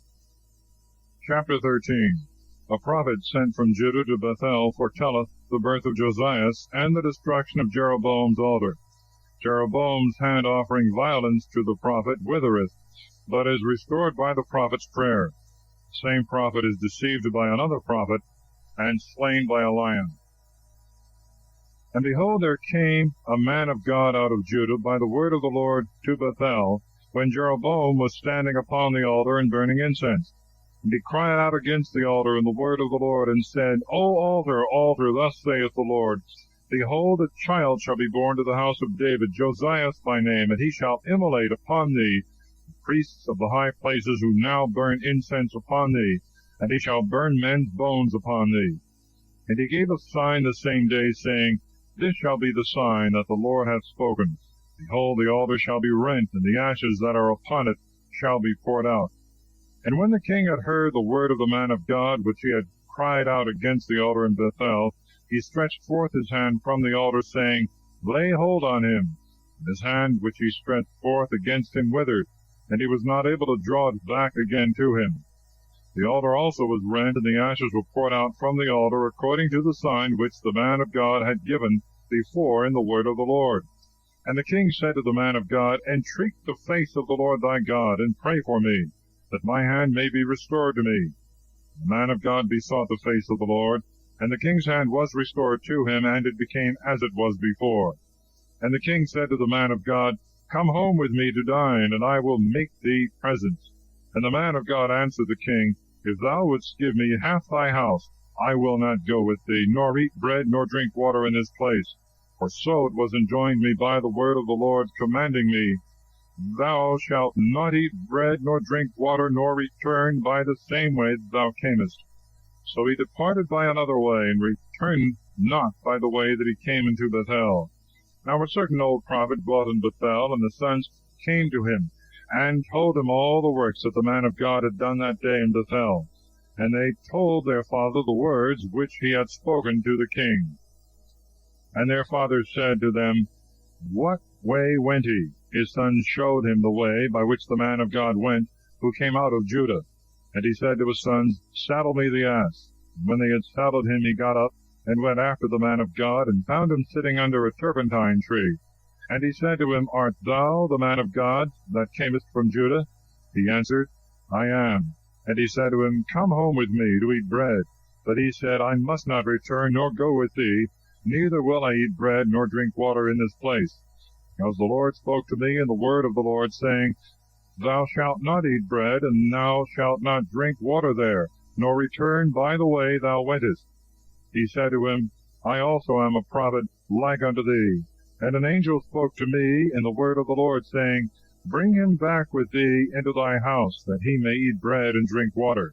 He deceived him, and brought him back with him. So he ate bread and drank water in his house. And as they sat at table, the word of the Lord came to the prophet that brought him back.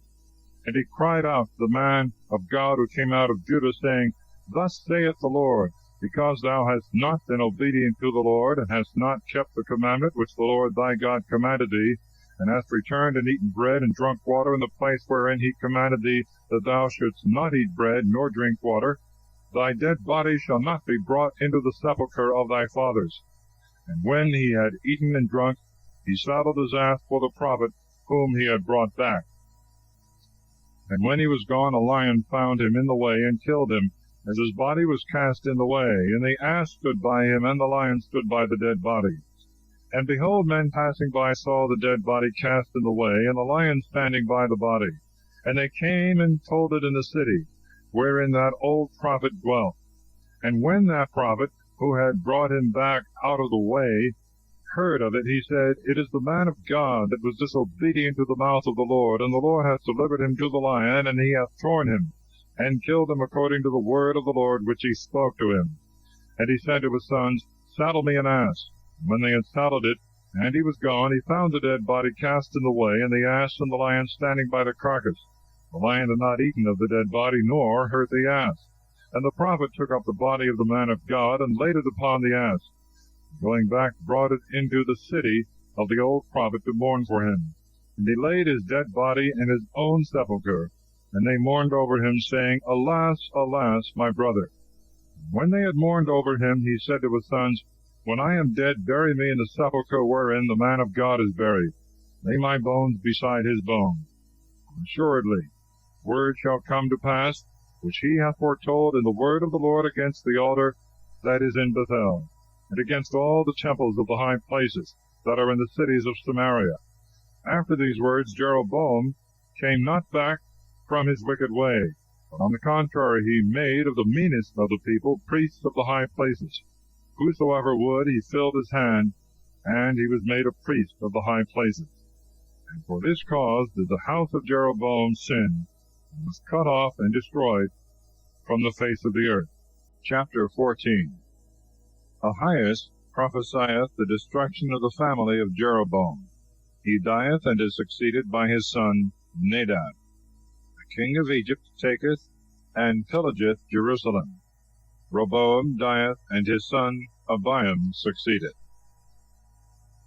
At that time Abiah the son of Jeroboam fell sick. And Jeroboam said to his wife, Arise, and change thy dress, that thou be not known to be the wife of Jeroboam, and go to Silo, where Ahias the prophet is, who told me that I should reign over this people. Take also with thee 10 loaves and cracknels and a pot of honey, and go to him, for he will tell thee what shall become of this child. Jeroboam's wife did as he told her, and rising up went to Silo, and came to the house of Ahias. But he could not see, for his eyes were dim by reason of his age. And the Lord said to Ahias, Behold, the wife of Jeroboam cometh in to consult thee concerning her son that is sick. Thus and thus shalt thou speak to her. So when she was coming in, and made as if she were another woman, Ahias heard the sound of her feet coming in at the door, and said, Come in, thou wife of Jeroboam. Why dost thou feign thyself to be another? But I am sent to thee with heavy tidings. Go and tell Jeroboam, Thus saith the Lord, the God of Israel, Forasmuch as I exalted thee from among the people, and made thee prince over my people Israel, and rent the kingdom away from the house of David, and gave it to thee, and thou hast not been as my servant David, who kept my commandments, and followed me with all his heart, doing that which was well pleasing in my sight, but hast done evil above all that were before thee, and hast made thee strange gods and molten gods, to provoke me to anger, and hast cast me behind thy back. Therefore, behold, I will bring evils upon the house of Jeroboam, and will cut off from Jeroboam him that pisseth against the wall, him that is shut up, and the last in Israel. And I will sweep away the remnant of the house of Jeroboam, as dung is swept away, till all be clean. Them that shall die of Jeroboam in the city the dogs shall eat. Them that shall die in the field the birds of the air shall devour. For the Lord hath spoken it. Arise thou therefore, and go to thy house, and when thy feet shall be entering into the city, the child shall die. And all Israel shall mourn for him, and shall bury him, for he only of Jeroboam shall be laid in a sepulchre, because in his regard there is found a good word from the Lord, the God of Israel, in the house of Jeroboam. And the Lord hath appointed himself a king over Israel, who shall cut off the house of Jeroboam in this day, and in this time. And the Lord God shall strike Israel as a reed is shaken in the water, and he shall root up Israel out of this good land which he gave to their fathers, and shall scatter them beyond the river, because they have made to themselves groves to provoke the Lord. And the Lord shall give up Israel for the sins of Jeroboam, who hath sinned, and made Israel to sin. And the wife of Jeroboam arose and departed, and came to Tirzah. And when she was coming into the threshold of the house, the child died, and they buried him. And all Israel mourned for him according to the word of the Lord, which he spoke by the hand of his servant Ahias the prophet. And the rest of the acts of Jeroboam, how he fought and how he reigned, behold, they are written in the books of the words of the days of the kings of Israel. And the days that Jeroboam reigned were 22 years, and he slept with his fathers, and Nadab his son reigned in his stead. And Rehoboam the son of Solomon reigned in Judah. Rehoboam was 41 years old when he began to reign, and he reigned 17 years in Jerusalem the city, which the Lord chose out of all the tribes of Israel, to put his name there. And his mother's name was Naamah, an Ammonitess. And Judah did evil in sight of the Lord, and provoked him above all that their fathers had done, in their sins which they committed. For they also built them altars, and statues, and groves upon every high hill, and under every green tree. There were also the effeminate in the land, and they did according to all the abominations of the people whom the Lord had destroyed before the face of the children of Israel. And in the 5th year of the reign of Rehoboam, Shishak, king of Egypt, came up against Jerusalem. And he took away the treasures of the house of the Lord, and the king's treasures, and carried all off, as also the shields of gold which Solomon had made.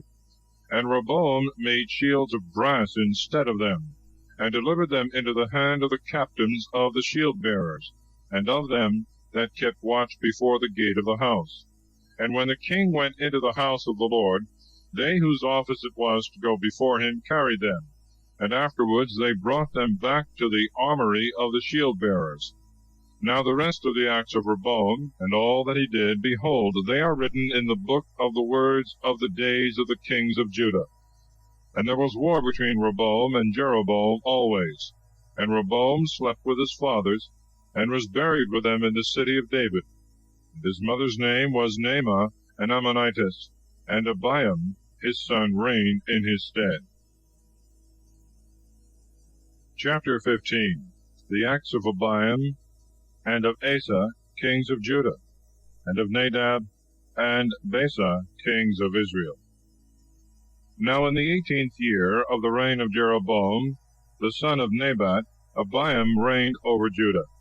He reigned 3 years in Jerusalem. The name of his mother was Maachah, the daughter of Absalom. And he walked in all the sins of his father, which he had done before him. And his heart was not perfect with the Lord his God, as was the heart of David his father. But for David's sake the Lord his God gave him a lamp in Jerusalem, to set up his son after him, and to establish Jerusalem, because David had done that which was right in the eyes of the Lord, and had not turned aside from anything that he commanded him all the days of his life, except the matter of Urias the Hittite. But there was war between Rehoboam and Jeroboam all the time of his life. And the rest of the words of Abiam, and all that he did, are they not written in the book of the words of the days of the kings of Judah? And there was war between Abiam and Jeroboam. And Abiam slept with his fathers, and they buried him in the city of David. And Asa his son reigned in his stead. And so in the 20th year of Jeroboam king of Israel reigned Asa king of Judah. And he reigned 41 years in Jerusalem. His mother's name was Maachah, the daughter of Absalom. And Asa did that which was right in the sight of the Lord, as did David his father. And he took away the effeminate out of the land, and he removed all the filth of the idols, which his fathers had made. Moreover, he also removed his mother Maachah from being the princess in the sacrifices of Priapus, and in the grove which she had consecrated to him. And he destroyed her den, and broke in pieces the filthy idol, and burnt it by the torrent Kidron. But the high places he did not take away. Nevertheless, the heart of Asa was perfect with the Lord all his days. And he brought in the things which his father had dedicated, and he had vowed into the house of the Lord silver and gold and vessels. And there was war between Asa and Baasa, king of Israel, all their days. And Baasa, king of Israel, went up against Judah, and built Ramah, that no man might go out or come in of the side of Asa, king of Judah. Then Asa took all the silver and gold that remained in the treasures of the house of the Lord, and in the treasures of the king's house, and delivered it into the hands of his servants, and sent them to Benhadad, son of Tebrimon, the son of Hazael, king of Syria, who dwelt in Damascus, saying, There is a league between me and thee, and between my father and thy father. Therefore I have sent thee presents of silver and gold, and I desire thee to come and break thy league with Baasa, king of Israel, that he may depart from me. Benhadad, hearkening to King Asa, sent the captains of his army against the cities of Israel, and they smote Ahian, and Dan, and Abeldamon, Mecca, and all Kinneroth, that is all the land of Naphtali. And when Baasa had heard this, he left off building Ramah, and returned into Thirsa. But King Asa sent word into all Judah, saying, Let no man be excused.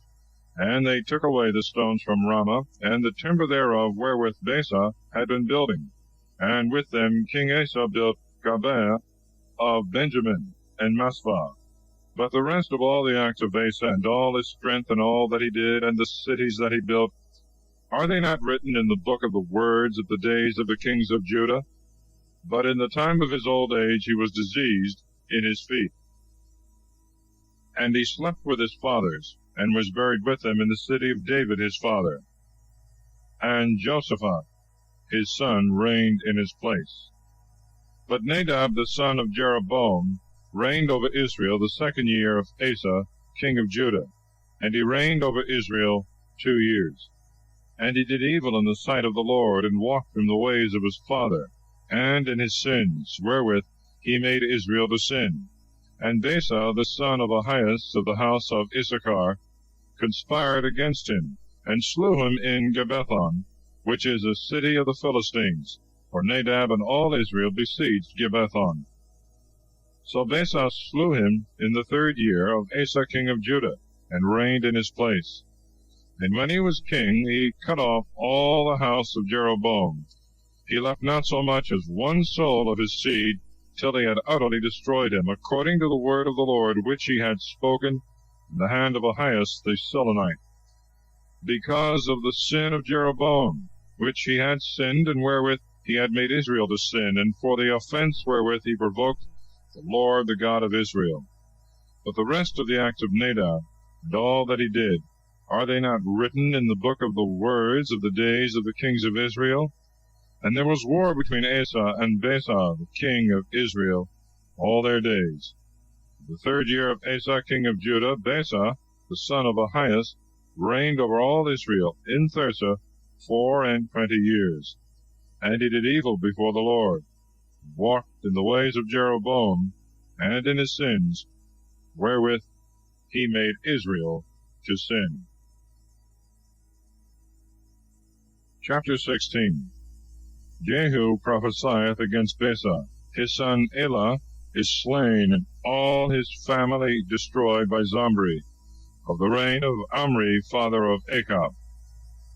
Then the word of the Lord came to Jehu the son of Hanani against Baasa, saying, Forasmuch as I have exalted thee out of the dust, and made thee prince over my people Israel, thou hast walked in the ways of Jeroboam, and hast made my people Israel to sin, to provoke me to anger with their sins. Behold, I will cut down the posterity of Baasa, and the posterity of his house, and I will make thy house as the house of Jeroboam the son of Nebat. Him that dieth of Baasa in the city the dog shall eat, and him that dieth of his in the country the fowls of the air shall devour. But the rest of the acts of Baasa, and all that he did, and his battles, are they not written in the book of the words of the days of the kings of Israel? So Baasa slept with his fathers, and was buried in Thirsa, and Elah his son reigned in his stead. And when the word of the Lord came in the hand of Jehu the son of Hanani the prophet against Baasa, and against his house, and against all the evil that he had done before the Lord, to provoke him to anger by the works of his hands, to become as the house of Jeroboam, for this cause he slew him, that is to say, Jehu the son of Hanani the prophet. In the 26th year of Asa king of Judah, Elah the son of Baasa reigned over Israel in Thirsa 2 years, and his servant Zomri, who was captain of half the horsemen, rebelled against him. Now Elah was drinking in Thirsa, and drunk in the house of Arsa, the governor of Thirsa. And Zomri, rushing in, struck him, and slew him in the 27th year of Asa king of Judah, and he reigned in his stead. And when he was king, and sat upon his throne, he slew all the house of Baasa, and he left not one thereof to piss against a wall, and all his kinsfolks and friends. And Zomri destroyed all the house of Baasa, according to the word of the Lord, that he had spoken to Baasa in the hand of Jehu the prophet. For all the sins of Baasa, and the sins of Elah his son, who sinned, and made Israel to sin, provoking the Lord, the God of Israel, with their vanities. But the rest of the acts of Elah, and all that he did, are they not written in the book of the words of the days of the kings of Israel? In the 27th year of Asa king of Judah, Zomri reigned 7 days in Thirsa. Now the army was besieging Gibbethon, a city of the Philistines. And when they heard that Zomri had rebelled and slain the king, all Israel made Omri their king, who was general over Israel in the camp that day. And Omri went up, and all Israel with him from Gibbethon, and they besieged Thirsa. And Zomri, seeing that the city was about to be taken, went into the palace and burnt himself with the king's house. And he died in his sins, which he had sinned, doing evil before the Lord, and walking in the way of Jeroboam, and in his sin, wherewith he made Israel to sin. But the rest of the acts of Zomri, and of his conspiracy and tyranny, are they not written in the book of the words of the days of the kings of Israel? Then were the people of Israel divided into two parts. One half of the people followed Thebni, the son of Gineth, to make him king. One half followed Amri. But the people that were with Amri prevailed over the people that followed Thebni, the son of Gineth, and Thebni died, and Amri reigned. In the 31st year of Asa king of Judah, Amri reigned over Israel 12 years. In Thirsa he reigned 6 years. And he bought the hill of Samaria in Semer for 2 talents of silver. And he built upon it, and he called the city which he built Samaria, after the name of Semer, the owner of the hill. And Amri did evil in the sight of the Lord, and acted wickedly above all that were before him. And he walked in all the way of Jeroboam the son of Nebat, and in his sins wherewith he made Israel to sin, to provoke the Lord the God of Israel to anger with their vanities. Now the rest of the acts of Amri, and the battles he fought, are they not written in the book of the words of the days of the kings of Israel? And Amri slept with his fathers, and was buried in Samaria, and Achab his son reigned in his stead. Now Achab the son of Amri reigned over Israel in the 38th year of Asa king of Judah. And Achab the son of Amri reigned over Israel in Samaria 22 years. And Achab the son of Amri did evil in the sight of the Lord above all that were before him. Nor was it enough for him to walk in the sins of Jeroboam the son of Nebat, but he also took to wife Jezebel, daughter of Ithbaal, king of the Sidonians. And he went and served Baal, and adored him. And he set up an altar for Baal in the temple of Baal, which he had built in Samaria. And he planted a grove. And Achab did more to provoke the Lord, the God of Israel, and all the kings of Israel that were before him.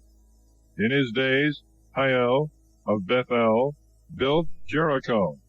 In Abiram, his firstborn, he laid his foundations.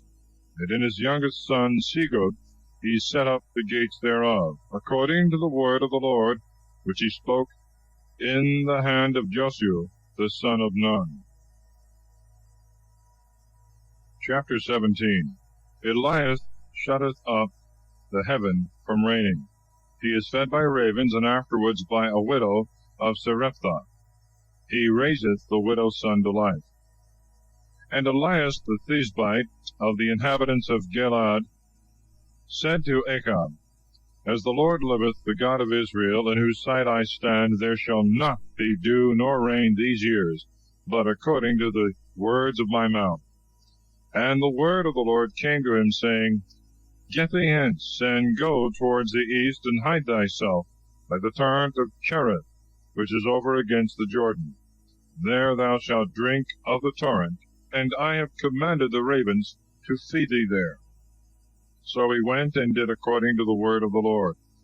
And going, he dwelt by the torrent Cherith, which is over against the Jordan. And the ravens brought him bread and flesh in the morning, and bread and flesh in the evening, and he drank of the torrent.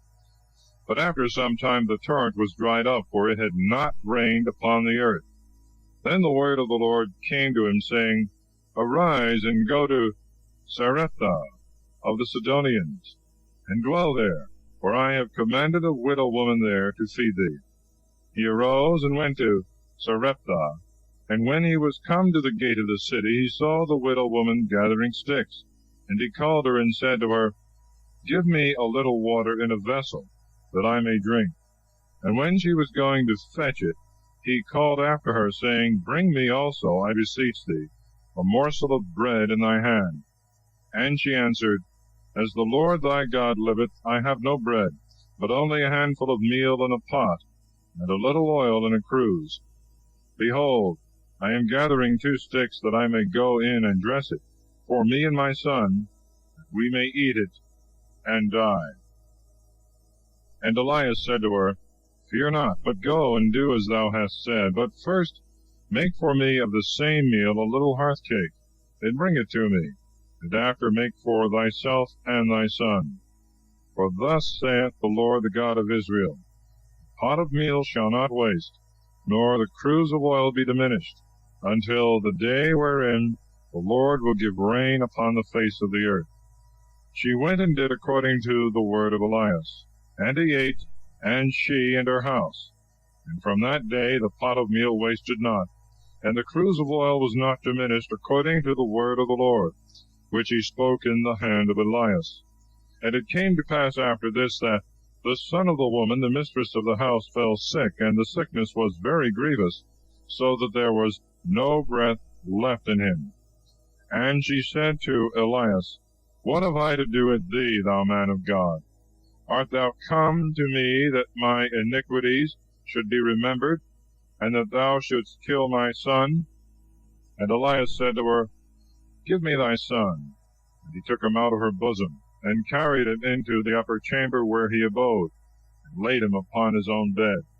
And he cried to the Lord, and said, O Lord my God, hast thou afflicted also the widow, with whom I am after a sort maintained, so as to kill her son? And he stretched and measured himself upon the child 3 times, and cried to the Lord, and said, O Lord my God, let the soul of this child, I beseech thee, return into his body. The Lord heard the voice of Elias, and the soul of the child returned into him, and he revived. And Elias took the child, and brought him down from the upper chamber to the house below, and delivered him to his mother, and said to her, Behold, thy son liveth. And the woman said to Elias, Now by this I know that thou art a man of God. The word of the Lord in thy mouth is true. Chapter 18. Elias cometh before Achab. He convinceth the false prophets by bringing fire from heaven. He obtaineth rain by his prayer. After many days the word of the Lord came to Elias in the 3rd year, saying, Go and show thyself to Achab, that I may give rain upon the face of the earth. And Elias went to show himself to Achab, and there was a grievous famine in Samaria. And Achab called Abdias, the governor of his house. Now Abdias feared the Lord very much, for when Jezebel killed the prophets of the Lord, he took 100 prophets, and hid them by 50 and 50 in caves, and fed them with bread and water. And Achab said to Abdias, Go into the land unto all fountains of waters, and into all valleys, to see if we can find grass, and save the horses and mules, that the beasts may not utterly perish. And they divided the countries between them, that they might go round about them. Achab went one way, and Abdias another way by himself. And as Abdias was in the way, Elias met him, and he knew him, and fell on his face, and said, Art thou my lord Elias? And he answered, I am. Go and tell thy master, Elias is here. And he said, What have I sinned, that thou wouldst deliver me thy servant into the hand of Achab, that he should kill me? As the Lord thy God liveth, there is no nation or kingdom whither my Lord hath not sent to seek thee. And when all answered, He is not here, he took an oath of every kingdom and nation, because thou wast not found. And now thou sayest to me, Go and tell thy master, Elias is here. And when I am gone from thee, the Spirit of the Lord will carry thee into a place that I know not. But I shall go in and tell Achab, and he not finding thee will kill me. Thy servant feareth the Lord from his infancy. Hath it not been told thee, my Lord, what I did when Jezebel killed the prophets of the Lord, how I hid 100 men of the prophets of the Lord, by 50 and 50 in caves, and fed them with bread and water? And now thou sayest, Go and tell thy master Elias is here, that he may kill me. And Elias said, As the Lord of hosts liveth, before whose face I stand this day, I will show myself unto him. Abdias therefore went to meet Achab, and told him. And Achab came to meet Elias. When he had seen him, he said, Art thou he that troublest Israel? And he said, I have not troubled Israel, but thou and thy father's house, who have forsaken the commandments of the Lord, and have followed Baalim. Nevertheless, send now and gather unto me all Israel, unto Mount Carmel, and the prophets of Baal 450, and the prophets of the groves 400, who eat at Jezebel's table. Achab sent to all the children of Israel, and gathered together the prophets unto Mount Carmel. And Elias, coming to all the people, said, How long do you halt between two sides? If the Lord be God, follow him. But if Baal, then follow him. And the people did not answer him a word. And Elias said again to the people, I only remain a prophet of the Lord, but the prophets of Baal are 450 men. Let 2 bullocks be given us, and let them choose 1 bullock for themselves, and cut it in pieces, and lay it upon wood, but put no fire under. And I will dress the other bullock, and lay it on wood, and put no fire under it. Call ye on the names of your gods, and I will call on the name of my Lord. And the God that shall answer by fire, let him be God. And all the people answering said, A very good proposal. Then Elias said to the prophets of Baal, Choose you 1 bullock, and dress it first, because you are many, and call on the names of your gods, but put no fire under. And they took the bullock which he gave them, and dressed it. And they called on the name of Baal from morning even till noon, saying, O Baal, hear us. But there was no voice, nor any that answered, and they leaped over the altar that they had made. And when it was now noon, Elias jested at them, saying, Cry with a louder voice, for he is a god, and perhaps he is talking, or is in an inn, or on a journey, or perhaps he is asleep, and must be awake. So they cried with a loud voice, and cut themselves after their manner, with knives and lancets, till they were all covered with blood. And after midday was past, and while they were prophesying, the time was come of offering sacrifice. And there was no voice heard, nor did any one answer, nor regard them as they prayed. Elias said to all the people, Come ye unto me.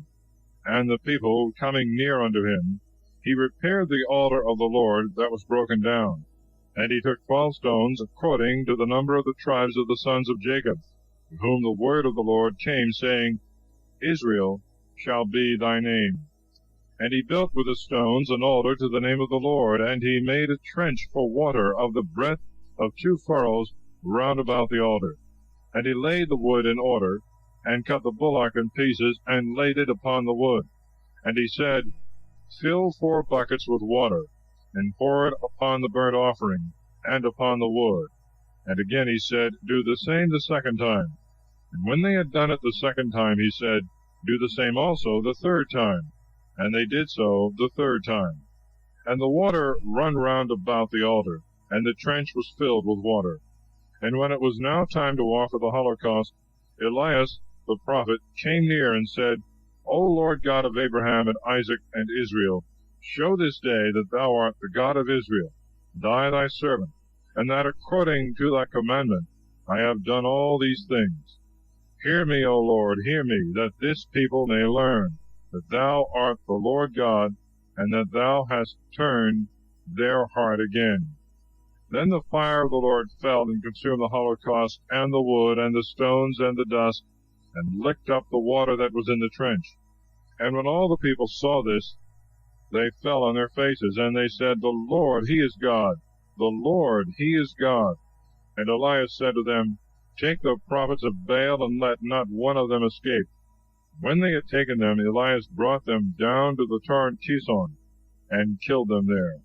And Elias said to Achab, Go up, eat and drink, for there is a sound of abundance of rain. Achab went up to eat and drink, and Elias went up to the top of Carmel, and casting himself down upon the earth, put his face between his knees, and he said to his servants, Go up and look toward the sea. And he went up and looked, and said, There is nothing.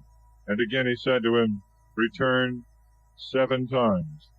And at the 7th time, behold, a little cloud rose out of the sea like a man's foot. And he said, Go up and say to Achab, Prepare thy chariot, and go down, lest the rain prevent thee. And while he turned himself this way and that way, behold, the heavens grew dark with clouds and wind, and there fell a great rain. Achab getting up, went away to Jezreel. And the hand of the Lord was upon Elias, and he girded up his loins, and ran before Achab, till he came to Jezreel. Chapter 19. Elias, fleeing from Jezebel, is fed by an angel in the desert. By the strength of that food walketh 40 days, till he cometh to Horeb, where he hath a vision of God. And Achab told Jezebel all that Elias had done, and how he had slain all the prophets with the sword. And Jezebel sent a messenger to Elias, saying, Such and such things may the gods do to me, and add still more, if by this hour tomorrow I make not thy life as the life of one of them. Then Elias was afraid, and rising up, he went whithersoever he had a mind. And he came to Bersabee of Judah, and left his servant there. And he went forward 1 day's journey into the desert. And when he was there, and sat under a juniper tree, he requested for his soul that he might die, and said, It is enough for me, Lord, take away my soul, for I am no better than my fathers. And he cast himself down, and slept in the shadow of the juniper tree. And behold, an angel of the Lord touched him, and said to him, Arise and eat. He looked, and behold, there was at his head a hearth cake, and a vessel of water. And he ate and drank, and he fell asleep again. And the angel of the Lord came again the second time, and touched him, and said to him, Arise, eat, for thou hast yet a great way to go. And he arose, and ate and drank, and walked in the strength of that food 40 days and 40 nights, unto the mount of God, Horeb. And when he was come thither, he abode in a cave, and behold, the word of the Lord came unto him.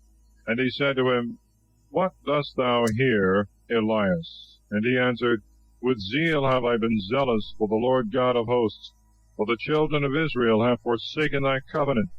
They have thrown down thy altars, they have slain thy prophets with the sword, and I alone am left, and they seek my life to take it away. And he said to him, Go forth, and stand upon the mount before the Lord. And behold, the Lord passeth, and a great and strong wind before the Lord, overthrowing the mountains, and breaking the rocks in pieces. The Lord is not in the wind, and after the wind an earthquake. The Lord is not in the earthquake, and after the earthquake a fire. The Lord is not in the fire, and after the fire a whistling of a gentle air. And when Elias heard it, he covered his face with his mantle. Coming forth stood in the entering in of the cave, and behold, a voice unto him, saying, What dost thou here, Elias? And he answered, With zeal have I been zealous for the Lord God of hosts, because the children of Israel have forsaken thy covenant. They have destroyed thy altars. They have slain thy prophets with the sword, and I alone am left, and they seek my life to take it away. And the Lord said to him, Go and return on thy way through the desert to Damascus. When thou art come thither, thou shalt anoint Hazael to be king over Syria. And thou shalt anoint Jehu, the son of Nimshi, to be king over Israel, and Eliseus, the son of Shaphat of Abel-Meholah, thou shalt anoint to be prophet in thy room. And it shall come to pass that whosoever shall escape the sword of Hazael shall be slain by Jehu, and whosoever shall escape the sword of Jehu shall be slain by Eliseus. And I will leave me 7,000 men in Israel, whose knees have not been bowed before Baal, and every mouth that hath not worshipped him, kissing the hands. And Elias, departing from thence, found Eliseus, the son of Shaphat, plowing with 12 yoke of oxen, and he was one of them that were plowing with 12 yoke of oxen. And when Elias came up to him, he cast his mantle upon him. And he forthwith left the oxen, and ran after Elias, and said, Let me, I pray thee, kiss my father and my mother, and then I will follow thee. And he said to him, Go and return back, for that which was my part I have done to thee. And returning back from him, he took a yoke of oxen, and killed them, and boiled the flesh with the plow of the oxen, and gave to the people, and they ate. Rising up, he went away, and fought Elias, and ministered to him. Chapter 20. The Syrians besiege Samaria. They are twice defeated by Achab, who is reprehended by a prophet for letting Ben-hadad go.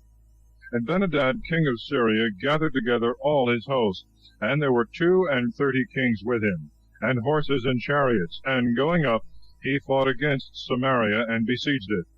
And sending messengers to Achab, king of Israel, into the city, he said, Thus saith Ben-hadad, Thy silver and thy gold is mine, and thy wives, and thy goodliest children are mine. And the king of Israel answered, According to thy word, my lord, O king, I am thine, and all that I have. And the messengers came again and said, Thus saith Ben-hadad, who sent us unto thee, Thy silver and thy gold and thy wives and thy children thou shalt deliver up to me. Tomorrow therefore at this same hour I will send my servants to thee, and they shall search thy house, and the houses of thy servants, and all that pleaseth them, they shall put in their hands and take away. And the king of Israel called all the ancients of the land, and said, Mark, and see that he layeth snares for us. For he sent to me for my wives, and for my children, and for my silver and gold. And I said, Not nay. And all the ancients and all the people said to him, Hearken not to him, nor consent to him. Wherefore he answered the messengers of Ben-hadad, Tell my lord the king, all that thou didst send for to me thy servant at first I will do, but this thing I cannot do. And the messengers returning brought him word, and he sent again and said, Such and such things may the gods do to me, and more may they add, if the dust of Samaria shall suffice for handfuls for all the people that follow me. And the king of Israel answering said, Tell him, let not the girded boast himself as the ungirded. And it came to pass, when Ben-hadad heard this word, that he and the kings were drinking in pavilions, that he said to his servants, Beset the city. And they beset it. And behold, a prophet coming to Achab, king of Israel, said to him, Thus saith the Lord, Hast thou seen all this exceeding great multitude? Behold, I will deliver them into thy hand this day, that thou mayest know that I am the Lord. And Achab said, By whom? And he said to him, Thus saith the Lord, By the servants of the princes of the provinces. And he said, Who shall begin to fight? And he said, Thou. So he mustered the servants of the princes of the provinces, and he found the number of 232. And he mustered after them the people, all the children of Israel, 7,000. And they went out at noon, but Ben-hadad was drinking himself drunk in his pavilion, and the 32 kings with him, who were come to help him. And the servants of the princes of the provinces went out first, and Ben-hadad sent. And they told him, saying, There are men come out of Samaria. And he said, Whether they come for peace, take them alive, or whether they come to fight, take them alive. So the servants of the princes of the provinces went out, and the rest of the army followed. And every one slew the man that came against him. And the Syrians fled, and Israel pursued after them. Ben-hadad, king of Syria, fled away on horseback with his horsemen. But the king of Israel, going out, overthrew the horses and chariots, and slew the Syrians with a great slaughter. And a prophet, coming to the king of Israel, said to him, Go and strengthen thyself, and know and see what thou dost. For the next year the king of Syria will come up against thee. But the servants of the king of Syria said to him, Their gods are gods of the hills, therefore they have overcome us. But it is better that we should fight against them in the plains, and we shall overcome them. Do thou therefore this thing, remove all the kings from thy army, and put captains in their stead, and make up the number of soldiers that have been slain of thine, and horses according to the former horses, and chariots according to the chariots which thou hadst before. We will fight against them in the plains, and thou shalt see, we shall overcome them. He believed their counsel, and did so. Wherefore at the return of the year Ben-hadad mustered the Syrians, and went up to Aphek to fight against Israel. And the children of Israel were mustered, and taking victuals, went out on the other side, and camped over against them, like 2 little flocks of goats. But the Syrians filled the land. And a man of God coming said to the king of Israel, Thus saith the Lord, because the Syrians have said, The Lord is God of the hills, but is not God of the valleys, I will deliver all this great multitude into thy hand, and you shall know that I am the Lord. And both sides set their armies in array one against the other 7 days, and on the 7th day the battle was fought. And the children of Israel slew of the Syrians 100,000 footmen in 1 day. They that remained fled to Aphek, into the city, and the wall fell upon 27,000 men that were left. And Benhadad, fleeing, went into the city, into a chamber that was within a chamber. And his servants said to him, Behold, we have heard that the kings of the house of Israel are merciful. So let us put sackcloth on our loins, and ropes on our heads, and go out to the king of Israel. Perhaps he will save our lives.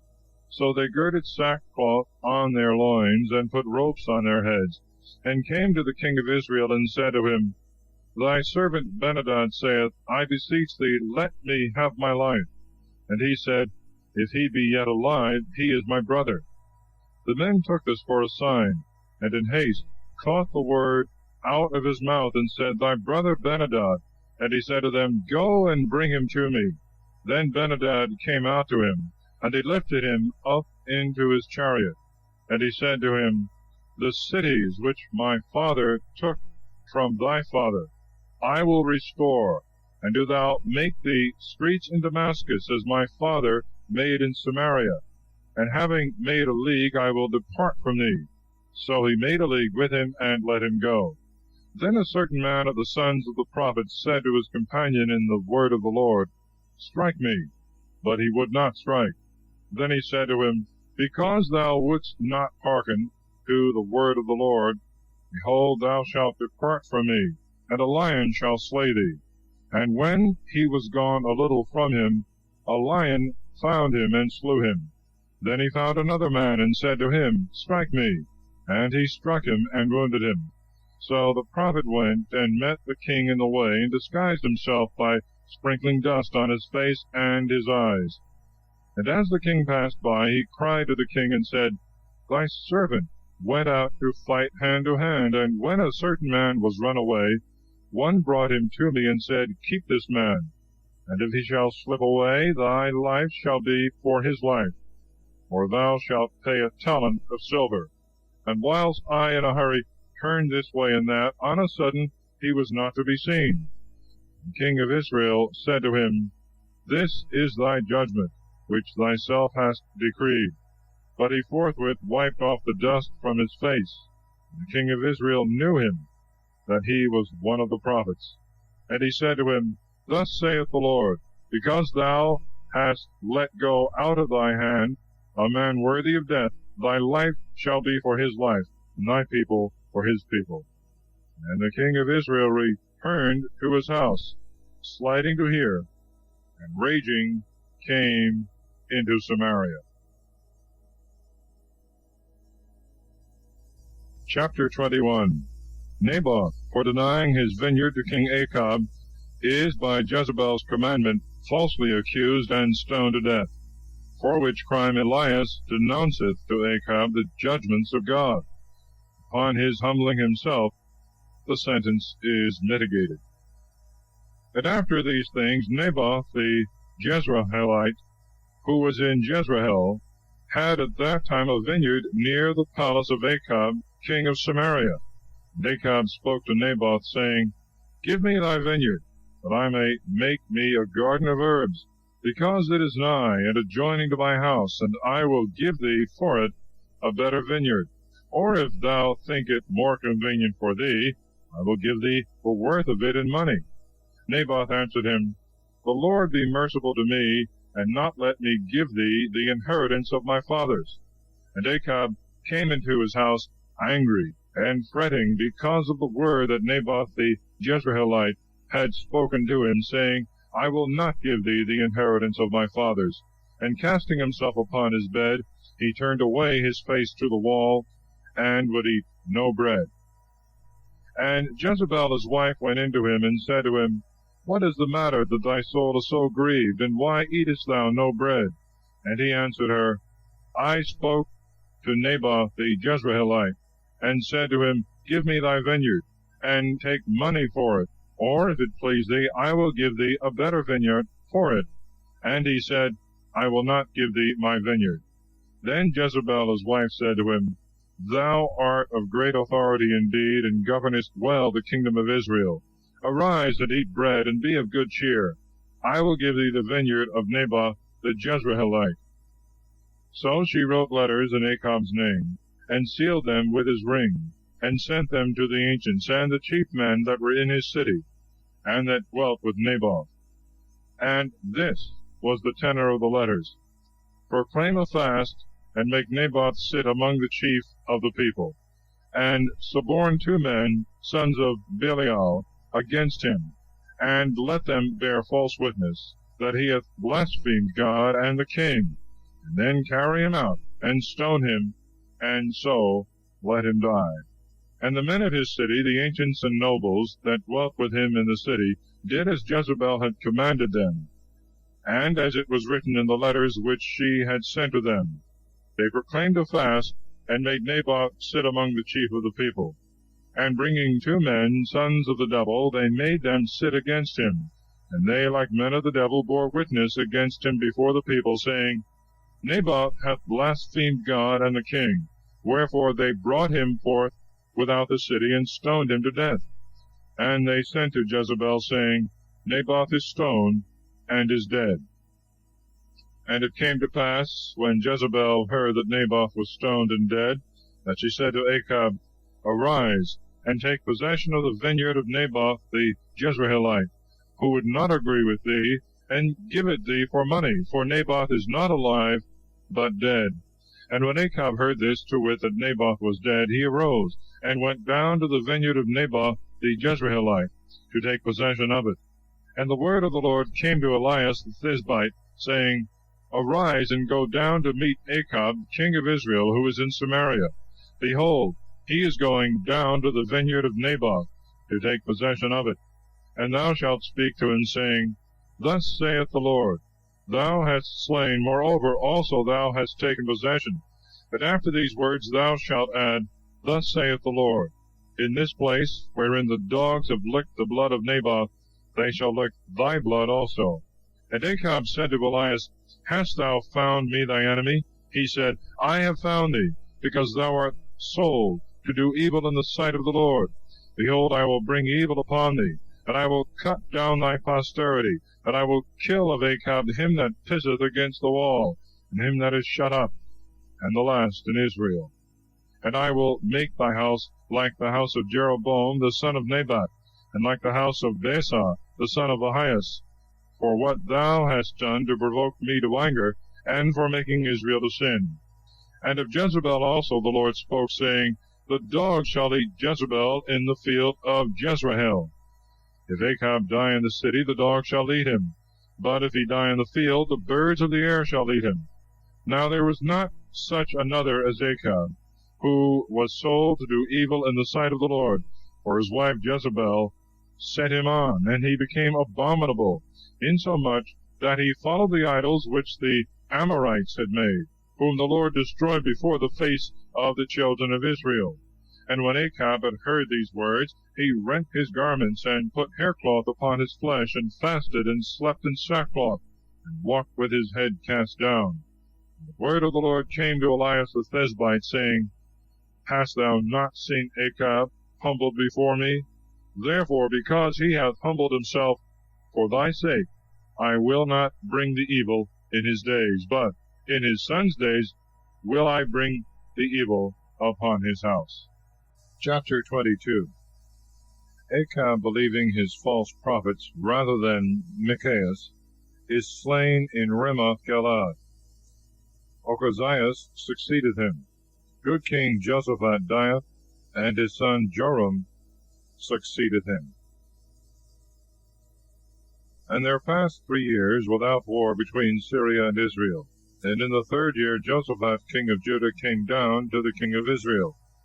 And the king of Israel said to his servants, Know ye not that Ramoth-Gilead is ours, and we neglected to take it out of the hand of the king of Syria. And he said to Jehoshaphat, Wilt thou come with me to battle to Ramoth-Gilead? As I am, so art thou. My people and thy people are one, and my horsemen thy horsemen. And Jehoshaphat said to the king of Israel, Inquire, I beseech thee, this day the word of the Lord. Then the king of Israel assembled the prophets, about 400 men. And shall I go to Ramoth-Gilead to fight, or shall I forbear? They answered, Go up, and the Lord will deliver it into the hand of the king. And Jehoshaphat said, Is there not here some prophet of the Lord, that we may inquire by him? And the king of Israel said to Jehoshaphat, There is one man left by whom we may inquire of the Lord, Micaias, the son of Jemlah. But I hate him, for he doth not prophesy good to me, but evil. And Jehoshaphat said, Speak not so, O king. Then the king of Israel called an eunuch, and said to him, Make haste, and bring hither Micaias, the son of Jemlah.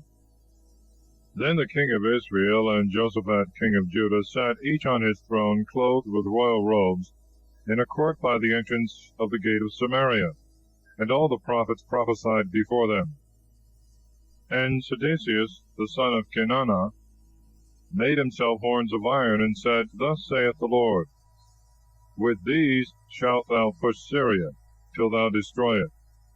And all the prophets prophesied in like manner, saying, Go up to Ramoth-Gilead, and prosper, for the Lord will deliver it into the king's hands.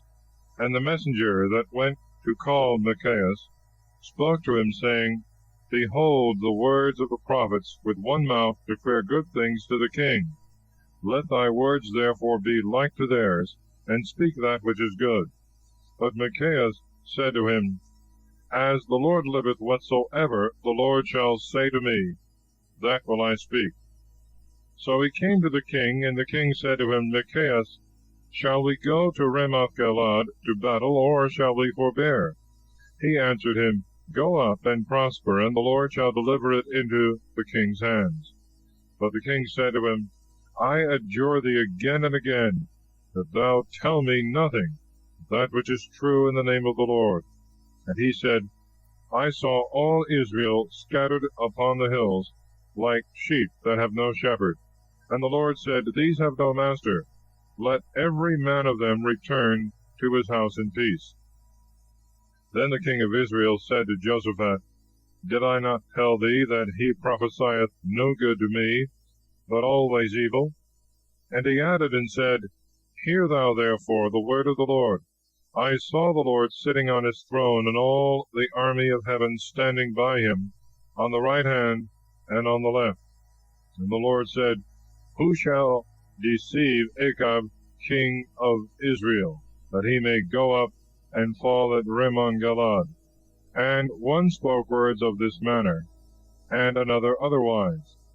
And there came forth a spirit, and stood before the Lord, and said, I will deceive him. And the Lord said to him, By what means? And he said, I will go forth, and be a lying spirit in the mouth of all his prophets. And the Lord said, Thou shalt deceive him, and shalt prevail. Go forth and do so. Now therefore, behold, the Lord hath given a lying spirit in the mouth of all thy prophets that are here, and the Lord hath spoken evil against thee. And Sedecius, the son of Kenana, came and struck Micaias on the cheek, and said, Hath then the Spirit of the Lord left me, and spoke to thee? And Micaias said, Thou shalt see in the day when thou shalt go into a chamber, within a chamber, to hide thyself. And the king of Israel said, Take Micaias, and let him abide with Ammon, the governor of the city, and with Joash, the son of Amalek. And tell them, Thus saith the king, Put this man in prison, and feed him with bread of affliction, and water of distress, till I return in peace. And Micaias said, If thou return in peace, the Lord hath not spoken by me. And he said, Hear, all ye people. So the king of Israel and Jehoshaphat, king of Judah, went up to Ramoth-Gilead. The king of Israel said to Jehoshaphat, Take armor, and go into the battle. Put on thy own garments. But the king of Israel changed his dress, and went into the battle. And the king of Syria had commanded the 32 captains of the chariots, saying, You shall not fight against any, small or great, but against the king of Israel only. So when the captains of the chariots saw Jehoshaphat, they suspected that he was the king of Israel, and making a violent assault, they fought against him. And Jehoshaphat cried out. And the captains of the chariots perceived that he was not the king of Israel, and they turned away from him. And a certain man bent his bow, shooting at a venture, and chanced to strike the king of Israel between the lungs and the stomach. But he said to the driver of his chariot, Turn thy hand, and carry me out of the army, for I am grievously wounded. The battle was fought that day, and the king of Israel stood in his chariot against the Syrians, and he died in the evening. And the blood ran out of the wound into the midst of the chariot. And the herald proclaimed through all the army before the sun set, saying, Let every man return to his own city and to his own country. And the king died and was carried into Samaria, and they buried the king in Samaria. And they washed his chariot in the pool of Samaria, and the dogs licked up his blood, and they washed the reins according to the word of the Lord which he had spoken. But the rest of the acts of Achab, and all that he did, and the house of ivory that he made, and all the cities that he built, are they not written in the book of the words of the days of the kings of Israel? So Achab slept with his fathers, and Ochazias his son reigned in his stead. But Jehoshaphat the son of Asa began to reign over Judah in the 4th year of Achab king of Israel. He was 35 years old when he began to reign, and he reigned 25 years in Jerusalem. The name of his mother was Azubah, the daughter of Salai.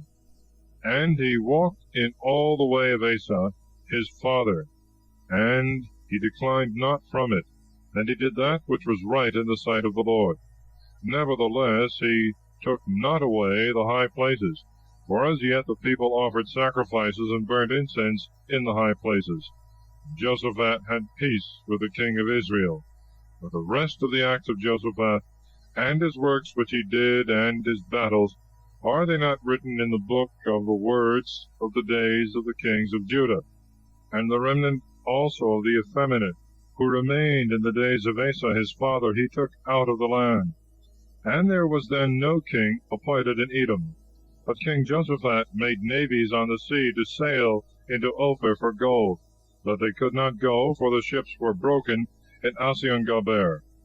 Then Ochazias the son of Achab said to Jehoshaphat, Let my servants go with thy servants in the ships. And Jehoshaphat would not. And Jehoshaphat slept with his fathers, and was buried with them in the city of David his father. And Joram his son reigned in his stead. And Ochazias the son of Achab began to reign over Israel in Samaria, in the 17th year of Jehoshaphat king of Judah, and he reigned over Israel 2 years. And he did evil in the sight of the Lord, and walked in the way of his father and his mother, and in the way of Jeroboam the son of Nebat, who made Israel to sin. He served also Baal, and worshipped him, and provoked the Lord the God of Israel, according to all that his father had done. Thus ends the 3rd book of Kings.